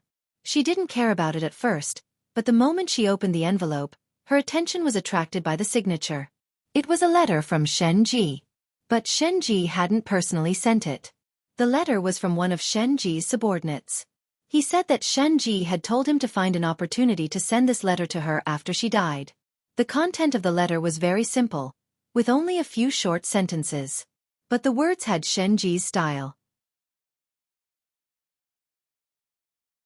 006. When you see this letter, I will no longer be alive. You are the goal of my life, but I'm sorry, it's not to surpass you. In order to find a reason to continue living, I couldn't sleep at night until I met you. 006. I'm saying all this to let you know that I don't value you that much. But thank you for appearing in my life. Even without me, you have to continue working hard. And 006. I love you. Translator. Henyi Translations Editor. Henyi Translations.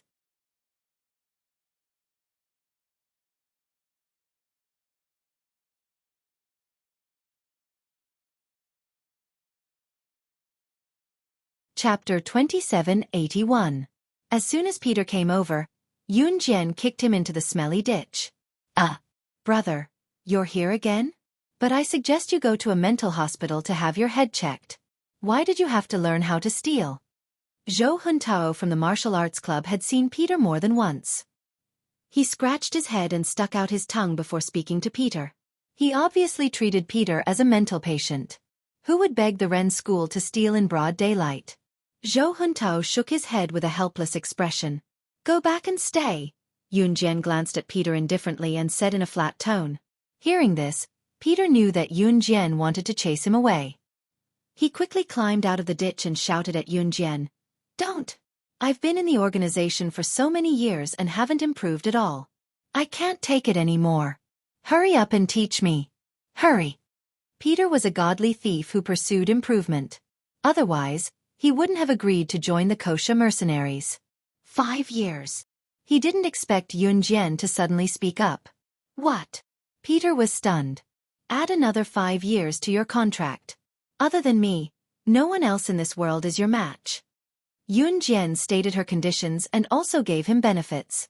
At the same time, she curled her lips. Of course, she was referring to the area of godly thieves. As long as Peter agreed, no one else would be his match. The conversation between the two of them stunned the surrounding people. They couldn't understand what they were talking about at all. Finally, after Peter received Yun Jian's promise, he returned to the kosher mercenaries with satisfaction. After staying in Jiangqing City for 2 days, Yun Jian left the school with Mo Bufan and Zhou Huntao from the martial arts club. She was about 14 years old and had 2 rustic ponytails standing across the street from the school. She waved her hand and called out, Sister! Sister Yun Jian! When Zhou Huntao saw this, he glanced at Yun Jian and smiled wretchedly. Yo, President, who's that little girl who's calling you so enthusiastically? Do you know her? Yun Jian stared at the 14-year-old girl across the street. She paused for 2 seconds before nodding. Yes, she knew him. At this moment, the young lady on the other side of the road had already looked left and right. Seeing that there were no cars around, she ran over. It was Lu Ying. Back then, Yun Jian represented the University of Electronic Science and Technology of China in Jiangqing Normal University, and went to the countryside to teach in the poor mountainous areas. She stayed at Lu Ying's house for 7 days. The little girl, Lu Ying, and her younger brother, Lu Shi, had always lived with their grandmother. Back then, it was Yun Jian who helped them find their mother, who had been imprisoned by the gang leader. The little girl, Lu Ying, was only 11 years old at that time. In the blink of an eye, she was already 14 years old.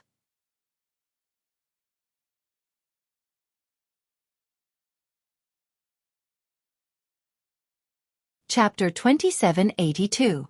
Translator, Endless Fantasy Translation Editor, Endless Fantasy Translation, page 1/1. Yo, little girl, you're quite pretty. Zhou Huntao whistled. This action made Lu Ying's face turn red. Have you learned the martial arts moves in the past 2 days? I'll check them one by one later. If you don't know, run around Jiangqing City. Yun Jian saw Zhou Huntao flirting with Lu Ying and kicked him lightly. No, no, no. President, I'll go right away. I'll go right away. Zhou Huntao staggered forward. As he ran, he turned his head and left Lu Ying a cool gesture. Little girl, come to our school more often and eat more. I'll wait for you to grow up. As he spoke, he ran away with a group of students from the martial arts club. President, we'll take our leave first. Mo Bufan said to Yun Jian and followed them. Lu Ying was left behind with a red face. Lu Ying's clothes were very shabby, and her clothes were patched with rags.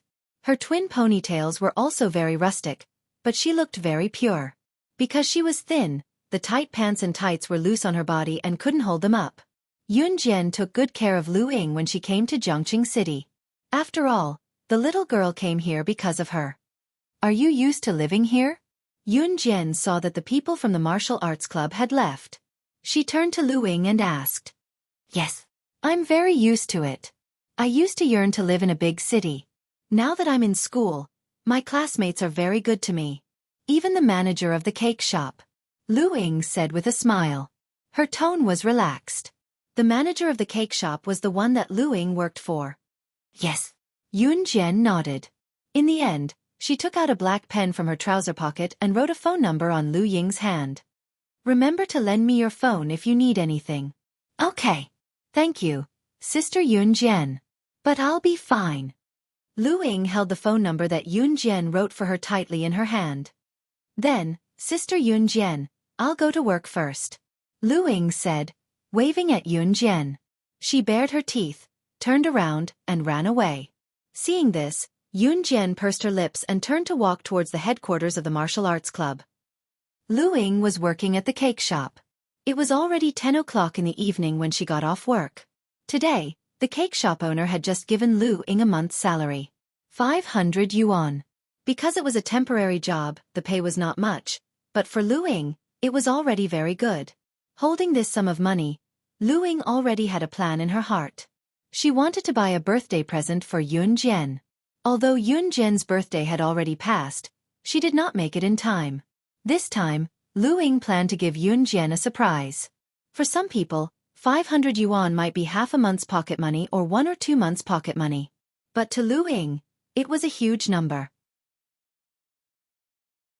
She had to save a small portion and send it back to her hometown in H province, Wuxia, for her mother, brother, and grandmother as living expenses.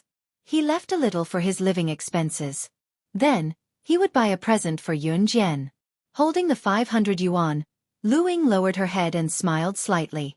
She turned a corner and walked in the direction of the school. She had always lived in the school. But the moment Lu Ying turned the corner, she suddenly saw a few young men standing at the corner with a few baseballs and iron rods in their hands. Lu Ying instinctively stopped in her tracks. Just as she was about to turn around and take the long way back to the school, she saw that these young men with baseballs and iron rods had already surrounded her. One of them even pointed at the money she was protecting in her arms and blackmailed her confidently.